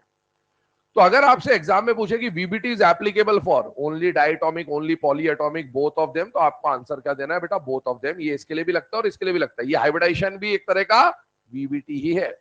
लेकिन क्या होगा कि जब अपन पूरे सिलेबस में आगे बढ़ेंगे तो मुझे बार बार ऐसा बोलना पड़ेगा कि डायटोमिक वाला वीबीटी लगाओ, पॉलीएटॉमिक वाला वीबीटी लगाओ। तो ये बोलने में क्या है कि समय ज्यादा व्यर्थ होगा। तो इसीलिए मैं सिर्फ क्या बोलूंगा आगे, वीबीटी लगाया मतलब अपने दिमाग में होना चाहिए कि डायटोमिक की बात कर रहे हैं, और हाइब्रिडाइजेशन बोला मतलब पॉलीएटॉमिक की बात कर रहे हैं। तो ये वीबीटी है या नहीं है? ये भी वीबीटी है। बस दोनों में फर्क क्या है? इस वीबीटी में जो भी ऑर्बिटल ओवरलैपिंग तो होनी है, वो ओवरलैपिंग में कौन सा ऑर्बिटल इस्तेमाल आएगा? प्योर एटॉमिक ऑर्बिटल, जैसे S S, S P, PP, PP, PD वगैरह वगैरह। और यहां पर जो ऑर्बिटल इस्तेमाल में आएगा वो प्योर ऑर्बिटल नहीं होगा। वो कौन होगा? Hybrid orbital plus any orbital. तो अभी तक हमने जो पढ़ा वो प्योर ऑर्बिटल की कहानी समझ ली। अब हाइब्रिड ऑर्बिटल की जरूरत क्यों पड़ी, अब हमें वो समझना है कि हाइब्रिड ऑर्बिटल या जो प्योर ऑर्बिटल है उसको हाइब्रिड ऑर्बिटल में कन्वर्ट करने का लॉजिक क्या था? ऐसा क्यों माना गया कि जब प्योर एटॉमिक ऑर्बिटल सब कुछ समझा पा रहा था तो ऐसी कहां जरूरत पड़ी कि ऐसा मानना पड़ा कि ऑर्बिटल आपस में मिक्स होकर हाइब्रिड ऑर्बिटल बनाते हैं? हाइब्रिडाइजेशन की डेफिनेशन आई होप सबको पता होगी, intermixing of pure atomic orbital. अभी डेफिनेशन लिखा नहीं रहा हूं, बट इतना मेरे हिसाब से है ना, हाइब्रिडाइजेशन तो कम से कम बच्चों को सुना हुआ होता है और आता है थोड़ा बहुत, है ना। चलिए हाइब्रिडाइजेशन की बात करें तो हाइब्रिडाइजेशन की जरूरत क्यों पड़ी? ध्यान से सुनिएगा। हाइब्रिडाइजेशन की जरूरत पड़ी किसके लिए बेटा? सबसे पहले पॉलीएटॉमिक मॉलिक्यूल्स के लिए, पॉलीएटॉमिक स्पीशीज के लिए। ध्यान सुनना, पॉलीएटॉमिक स्पीशीज को अगर मैं बीबीटी के मदद से समझाता हूं और इसी पॉलीएटॉमिक को मैं फिर हाइब्रिडाइजेशन की मदद से आपको समझाऊंगा। बीबीटी पॉलीएटॉमिक में जिन बातों को एक्सप्लेन करने में फेल हो जाएगा उसी बात को कौन समझा देगा बेटा? हाइब्रिडाइजेशन समझा देगा। तो पहले अपन इसको समझते कि भाई बीबीटी क्या बोलता है इसके बारे में, और फिर उनको गलत साबित करके सही समझाने का काम कौन करेगा? हाइब्रिडाइजेशन। आइए, बीबीटी कहने का मतलब, ध्यान सुनो, ये भी बीबीटी है वो भी बीबीटी है, लेकिन इस बीबीटी का मतलब मैं किसके बारे में बात कर रहा हूं बेटा? Pure atomic orbital. और यहां पर हम किसके बारे में बात करेंगे बेटा? हाइब्रिड ऑर्बिटल, है ना। बस ये इतना सा डिफरेंस है। कि यहां पर हम मान रहे हैं कि मिक्सिंग नहीं होगा, यहां हम मान के चल रहे हैं कि मिक्सिंग होगा। अब सुनिए, मैंने एग्जाम्पल के फॉर्म में लिया बेटा CH4। क्या लिया बेटा? CH4। एनसीईआरटी का पैराग्राफ है, CH4 ही उसने समझा रखा है, तो अपन उसी को समझते क्योंकि इसी की लाइनों पे क्वेश्चन आएगा तो पता होना चाहिए। मुझे बताइए CH4 डायटोमिक है या पॉलीएटोमिक? बेटा पॉलीएटोमिक। अरे पॉलीएटोमिक है कि डायटोमिक है? पक्का? कार्बन और हाइड्रोजन दो ही तो एटम है, 5 एटम है, 5 एटम है। कार्बन भी तो एक, कितने एटम है? 5। तो ये पॉलीएटोमिक है और बाइनरी है।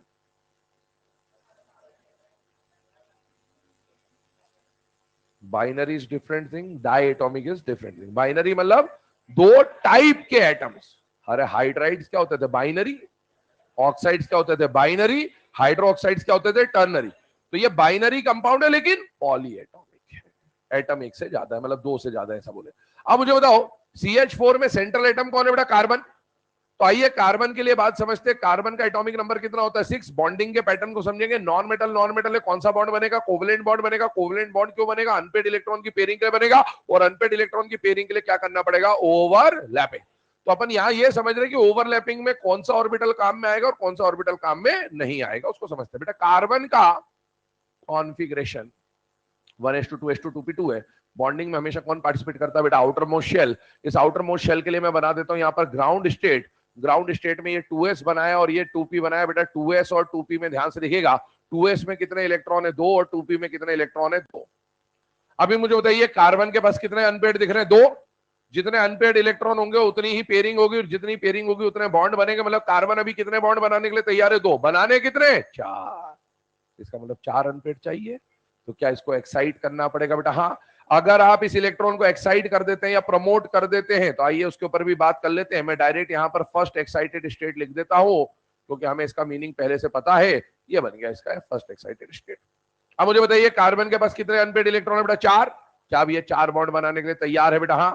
तो कार्बन जब 4 बॉन्ड बनाएगा तो ध्यान से देखना, ये कार्बन लिख रहा हूं, ये हाइड्रोजन लिख रहा हूं, पहला बॉन्ड, दूसरा बॉन्ड, तीसरा बॉन्ड, चौथा बॉन्ड। तो कार्बन के पहले बॉन्ड में ओवरलैपिंग करने कौन सा ऑर्बिटल काम में आएगा? बेटा 2s। और दूसरा, तीसरा और चौथा बॉन्ड बनाने में ओवरलैपिंग कौन करेगा? 2p 2p 2p। और p ऑर्बिटल में एक px होता है, एक py होता है, एक pz होता है। तो अपन वैसे लिख देते हैं, एक को लिख देते हैं 2px, एक को लिख देते हैं 2py, और एक को क्या लिख देते हैं बेटा? 2pz। अच्छा बॉन्ड बनाने साइड एटम कौन आ रहा है? हाइड्रोजन। हाइड्रोजन का जो अनपेड ही तो आएगा ओवरलैपिंग करने। हाइड्रोजन का अनपेड किसमें होता है? 1s में।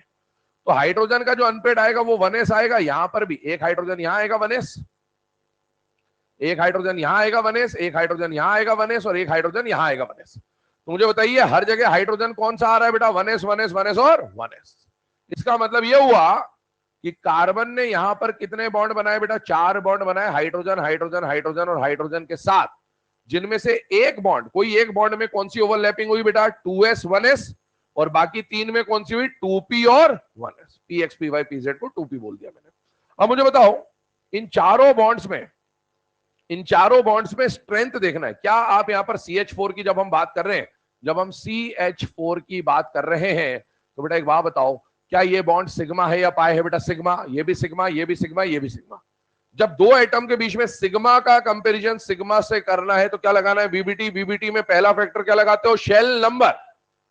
इसका शेल नंबर सेम है, मतलब शेल नंबर तो फेल हो गया। यहां पर कोई फोन वोन है नहीं कि रिपल्शन विपल्शन लगेगा।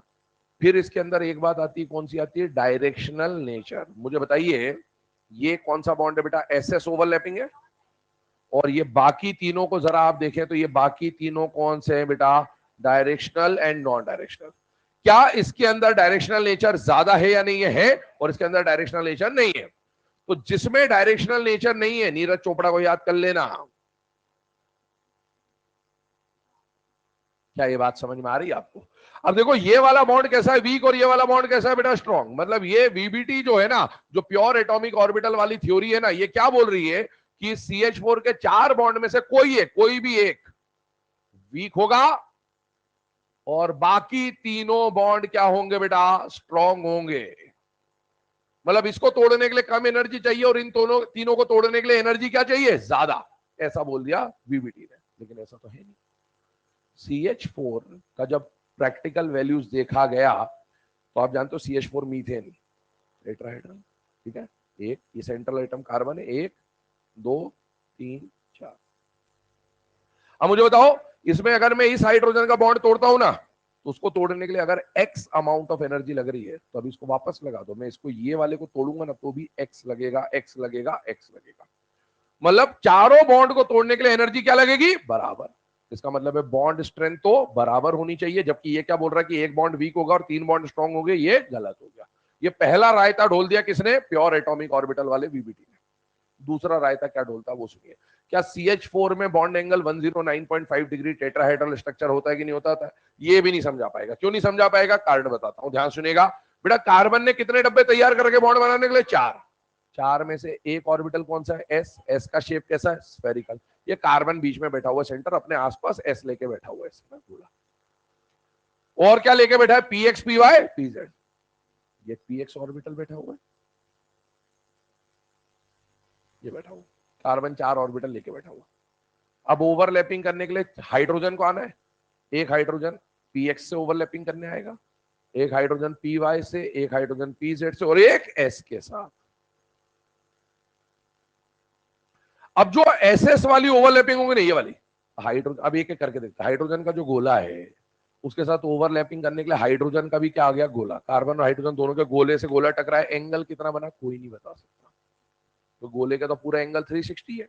अब 360 से 360 टकरा रहा है तो जीरो एंगल भी हो सकता है, 1 डिग्री 2 डिग्री, मतलब 0 से लेकर 360 का कोई भी एंगल बन सकता है। और इसीलिए ये जो एसएस ओवरलैपिंग वाला बॉन्ड एंगल होता है ना, इस बॉन्ड एंगल के लिए बोला जाता है कि ये वाला बॉन्ड एंगल अनडिफाइंड होता है। बेटा बॉन्ड एंगल के बारे में बात कर रहा हूं, ये बॉन्ड एनर्जी की बात है और यहां पर हम लोग बात कर रहे हैं बेटा बॉन्ड एंगल के बारे में। ये वाला बॉन्ड एंगल अनडिफाइंड, क्योंकि गोले से गोला टकरा रहे, एंगल क्या बनेगा कोई नहीं बता सकता। लेकिन यहां पर जब आप तीनों पी की बात करोगे तो बेटा ये पीएक्स है, ये पीवाई है और ये पीजेड है। एक हाइड्रोजन यहां आके एस ला रहा है, गोला ला रहा है और इससे ओवरलैप कर रहा है, एक यहां ओवरलैप कर रहा है, एक यहां ओवरलैप कर रहा है। तो बेटा ये एंगल, ये एंगल, ये एंगल एक दूसरे के रिस्पेक्ट में 90 90 90 होगा। मतलब ये तीन angle 90 degree to each other होने चाहिए। इनमें से कोई भी एंगल 109.5 नहीं बता रहा है, जो कि एक्चुअल में मीथेन का बॉन्ड एंगल होता है। तो इसका मतलब है कि जब आप प्योर एटॉमिक ऑर्बिटल से समझने जाओगे तो प्योर एटॉमिक ऑर्बिटल यहां पर रायता ढोल देगा कि यहां पर एक तो ये बॉन्ड एनर्जी को भी गलत एक्सप्लेन कर रहा है और बॉन्ड एंगल के तो नजदीक भी नहीं पहुंच पा रहा है, जो कि इसका एक्चुअल बॉन्ड एंगल होता है। तो ये दिक्कतें थी किसके साथ? Pure atomic orbital. जब आप एस पी वगैरह मानते हैं, डायटोमिक में ये काम कर जाता है। क्यों कर जाता है? डायटोमिक में बॉन्ड एंगल का कोई लफड़ा ही नहीं है। डायटोमिक मतलब 2 एटम, एच ऐसे रख लो, ऐसे रख लो, ऐसे भी रख लो, क्या फर्क पड़ रहा है? ठीक है ना।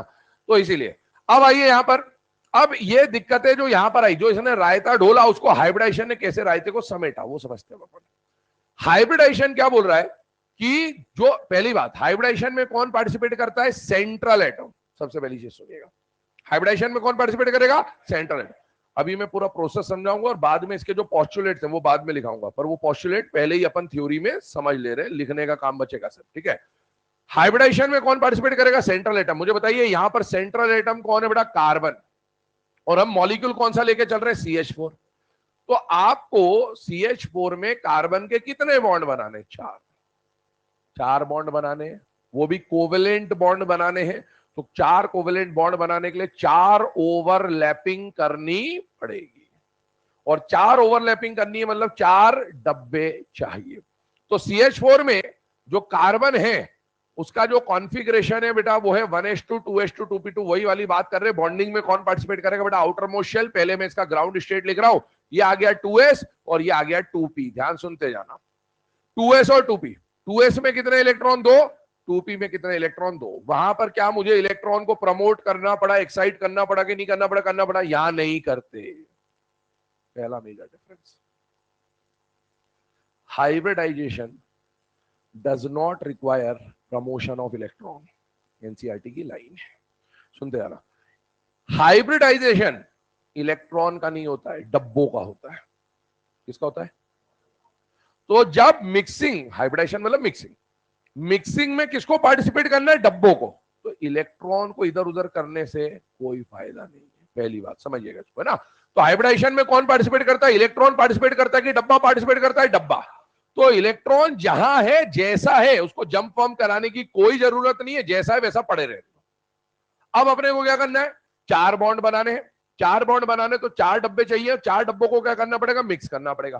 तो हाइब्रिडाइजेशन क्या बोलता है कि हाइब्रिडाइजेशन में कौन पार्टिसिपेट करेगा? Central atom. सेंट्रल एटम को जितने बॉन्ड बनाने अपने वैलेंस शेल के वो उतने डब्बे निकालेगा।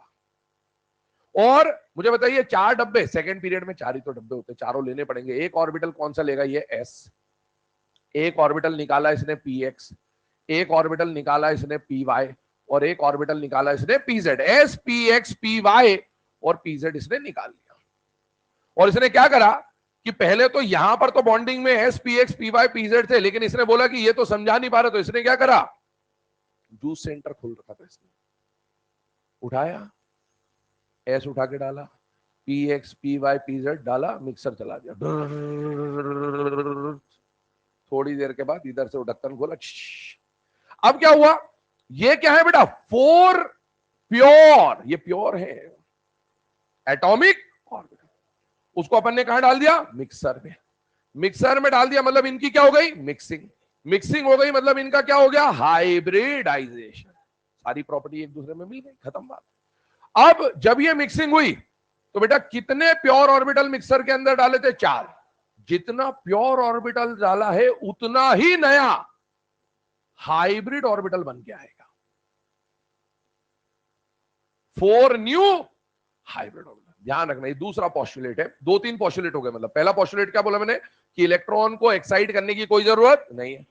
वो इसमें हाइब्रिडाइजेशन में कौन पार्टिसिपेट करेगा? इनर शेल या outermost shell? Outermost. Valence shell के जो डब्बे होते हैं वही पार्टिसिपेट करते हैं। तीसरी बात, जितने प्योर ऑर्बिटल मिक्सर के अंदर जाएंगे उतने ही नए हाइब्रिड ऑर्बिटल बन के आएंगे। 2 डाले तो 2 आएंगे, 3 डाले 3 आएंगे, एक कभी भी नहीं जाएगा। मिक्सिंग करानी तो एक की क्या मिक्सिंग होगी? मिक्सिंग में कम से कम 2 चाहिए। तो मिनिमम स्टेरिक नंबर इज 2। तो 2 से बढ़ेगा, है ना। तो जितने डाले उतने हाइब्रिड ऑर्बिटल बन के आए। पहले ये बात समझ ली। अब क्या हुआ? ये जो हाइब्रिड ऑर्बिटल बन के आए इनका शेप, साइज, अलाइनमेंट समझिएगा। वो जो हाइब्रिड ऑर्बिटल बन के आए, हाइब्रिड ऑर्बिटल का डायग्राम ऐसा होता है, ऐसा होता है। इसका कहने का मतलब क्या है? हाइब्रिड ऑर्बिटल का डायग्राम ऐसा क्यों बना रहे हैं? हाइब्रिड ऑर्बिटल का डायग्राम ऐसा क्यों बना रहे हैं उस बात को समझते हैं। एक मिनट, जब तक एक काम करो, आप ये पिछली वाली स्लाइड नोट कर लो।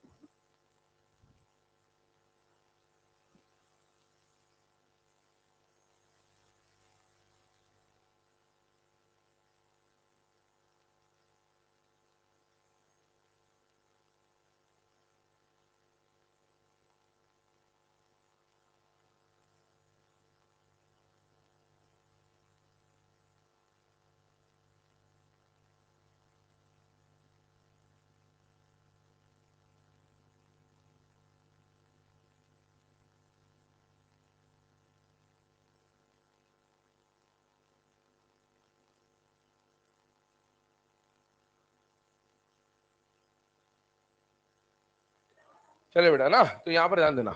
अब ये जो अभी हम लोगों ने हाइब्रिड ऑर्बिटल के बारे में बात करी, इसके आगे का डिस्कशन करते हैं, ध्यान सुनिएगा।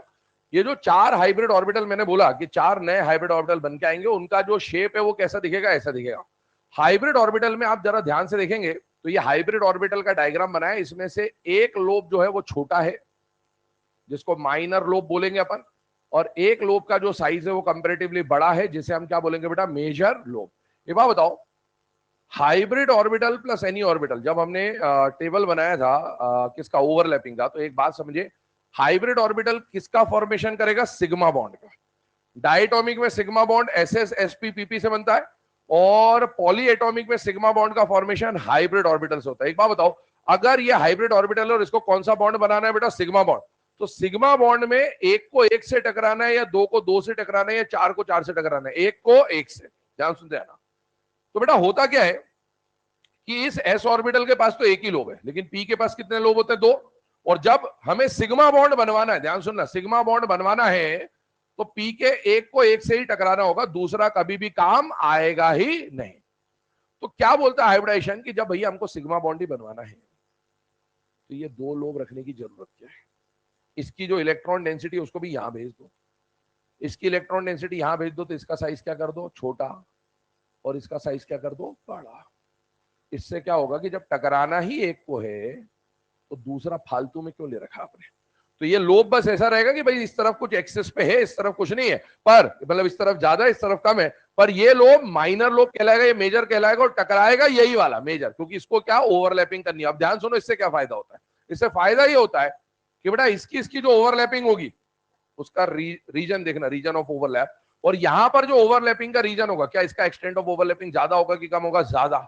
और जितना बढ़िया एक्सटेंट ऑफ ओवरलैपिंग होगा बॉन्ड की स्ट्रेंथ उतनी ही ज्यादा। एक और पोस्टुलेट है हाइब्रिडाइजेशन के अंदर कि हाइब्रिड ऑर्बिटल से बनने वाला बॉन्ड प्योर एटॉमिक ऑर्बिटल से बनने वाले बॉन्ड के कंपैरिजन में ये वाला bond more stable, more strong होता है। तो आइए अब मैंने आपको क्या बोला, ये 4 है और ये वाला जो मेजर लोब है यही पार्टिसिपेट करेगा किसके अंदर बेटा, ओवरलैपिंग के अंदर। तो हमने लिखा है पार्टिसिपेट्स इन ओवरलैपिंग। आगे सुनिए, कितने डब्बे बनाए थे 4, ठीक है, कितने डब्बे बनाए थे 4, इन चारों को देख लें। अब अगला पॉइंट क्या, अगला पॉइंट आएगा यहां पर 2 चीजों में दिक्कत थी, एक तो बॉन्ड एंगल और एक बॉन्ड एनर्जी। पहले बॉन्ड एंगल पे बात करते हैं। हाइब्रिडाइजेशन या बीएससी पीआर थ्योरी जब पढ़ेंगे वो क्या बोलता है कि ये जो 4 डब्बे बन के आए ना, ये 4 डब्बे पहले से एक स्ट्रक्चर बना के आएंगे। ये 4 डब्बे पहले से एक स्ट्रक्चर बना के आएंगे। मान लीजिए 4 डब्बे बनाए मैंने, पहला डब्बा बना दिया, दूसरा डब्बा बना दिया, तीसरा डब्बा बना दिया, चौथा डब्बा बनाया, ये हाइब्रिड ऑर्बिटल बने। ये चारों हाइब्रिड ऑर्बिटल पहले से ऑटोमेटिकली एक स्ट्रक्चर बना के आएंगे 3D स्पेस में, और वो स्ट्रक्चर जो चारों का बन के आता है वो ऐसा बन के आता है 1 2 3 और 4, जिसको आप बोलते हो टेट्राहेड्रल। तो हाइब्रिडाइजेशन ने क्या बोला कि जितने भी हाइब्रिड ऑर्बिटल बन के आए 2 3 4 5 जो भी आए, वो पहले से एक ऑटोमेटिकली एक अरेंजमेंट बना के आएंगे, और वो अरेंजमेंट प्री डिफाइंड होगा, और वो प्री डिफाइंड अरेंजमेंट 4 के लिए कौन सा है बेटा, टेट्राहेड्रल। और आप जानते हैं कि जो टेट्राहेड्रल का जो एंगल है ये पहले से हम जानते हैं कि एंगल कितने का होता है, 109.5 डिग्री का। तो इसने क्या करा, यहां पर ये जो बॉन्ड एंगल 90 90 90 वाला डिस्कशन था ये खत्म ही कर दिया। इसने क्या बोला, जितने भी हाइब्रिड ऑर्बिटल बन के आएंगे वो स्पेस में पहले से एक ऑटोमेटिक अरेंजमेंट बना के आएंगे, और उस ऑटोमेटिक अरेंजमेंट में उसका एंगल पहले से डिफाइंड होगा, और वो एंगल 4 के लिए कितना बन के आता है बेटा, 109.5 डिग्री। तो इसने एंगल की बात समझा दी। अब एंगल की बात समझा दी तो दूसरी बात काई में फंस रही थी, वो बात थी बेटा बॉन्ड स्ट्रेंथ को लेकर। तो आइए अब उसके ऊपर बात करते हैं। यहां तक की जो बात आपने समझी, दिस वाज हाइब्रिडाइजेशन, खत्म हो गया हाइब्रिडाइजेशन। अब आगे की कहानी ओवरलैपिंग है।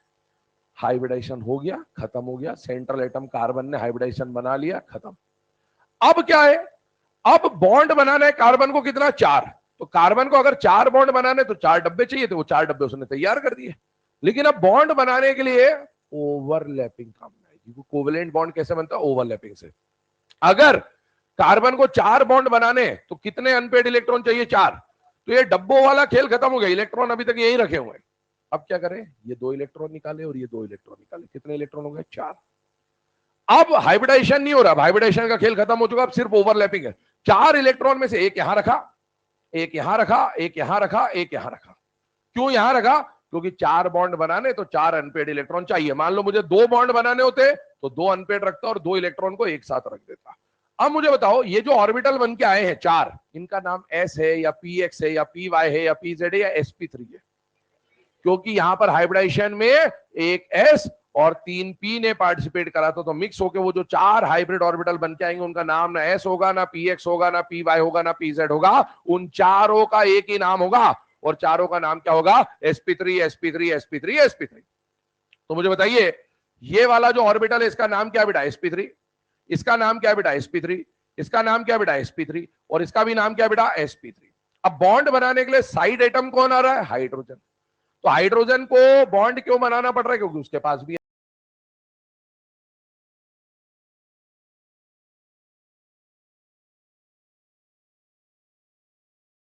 में ये जो व्हाइट वाला ऑर्बिटल है वो तो sp3, और हाइड्रोजन का जो ऑर्बिटल है वो कौन है बेटा, 1s ऑर्बिटल है। तो यहां जो बॉन्ड हुआ उसमें ना ss ओवरलैपिंग हुई, ना sp ओवरलैपिंग हुई, ना pp ओवरलैपिंग हुई, ना pd ओवरलैपिंग हुई। यहां पर एक हाइब्रिड ऑर्बिटल और एक एनी ऑर्बिटल। एनी ऑर्बिटल में प्योर भी आ सकता है और हाइब्रिड भी आ सकता है। तो ये ओवरलैपिंग कौन सी हुई बेटा, sp3s ओवरलैपिंग। मैं अभी शेल नंबर भी हटा देता हूं थोड़ी देर के लिए।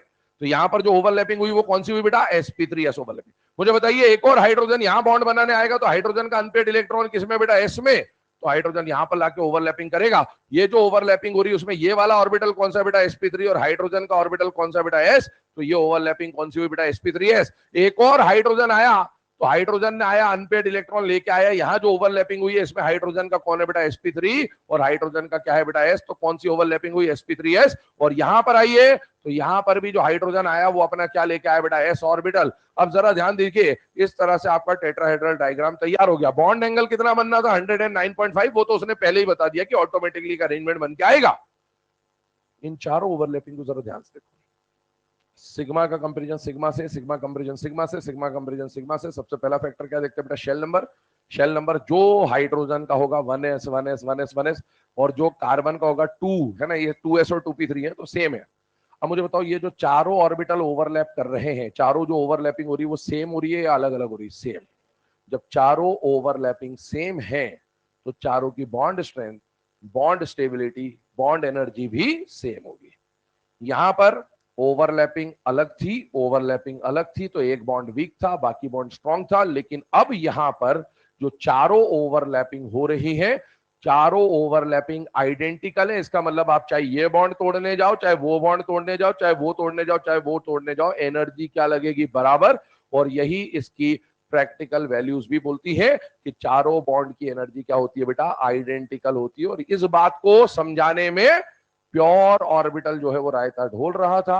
लेकिन क्या हाइब्रिड ऑर्बिटल ने बॉन्ड एंगल वाली बात भी समझा दी, तो हाँ। और क्या हाइब्रिड ऑर्बिटल ने बॉन्ड एनर्जी वाली बात भी समझा दी, तो हाँ। और इसीलिए पॉली एटॉमिक मॉलिक्यूल्स के अंदर हम कभी भी प्योर ऑर्बिटल की कहानी नहीं पढ़ेंगे, हम क्या पढ़ेंगे बेटा, हाइब्रिड ऑर्बिटल, क्योंकि हाइब्रिडाइजेशन उस कहानी को समझा देता है। नोट डाउन करें इसे।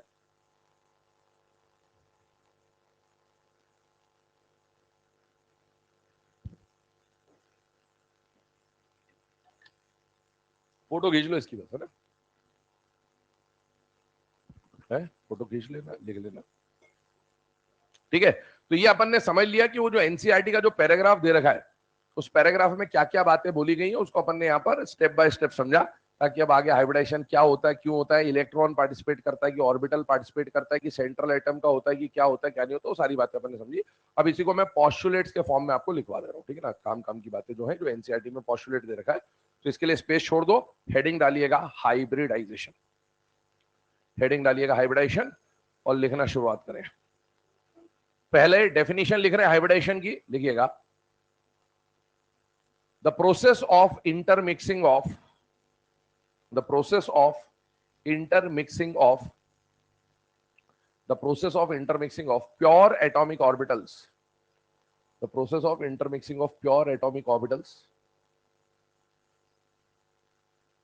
to form, या ऐसा लिखा, the process of intermixing of pure atomic orbitals of almost equal energies, of almost equal energies, of almost equal energies to produce equal number of, to produce equal number of,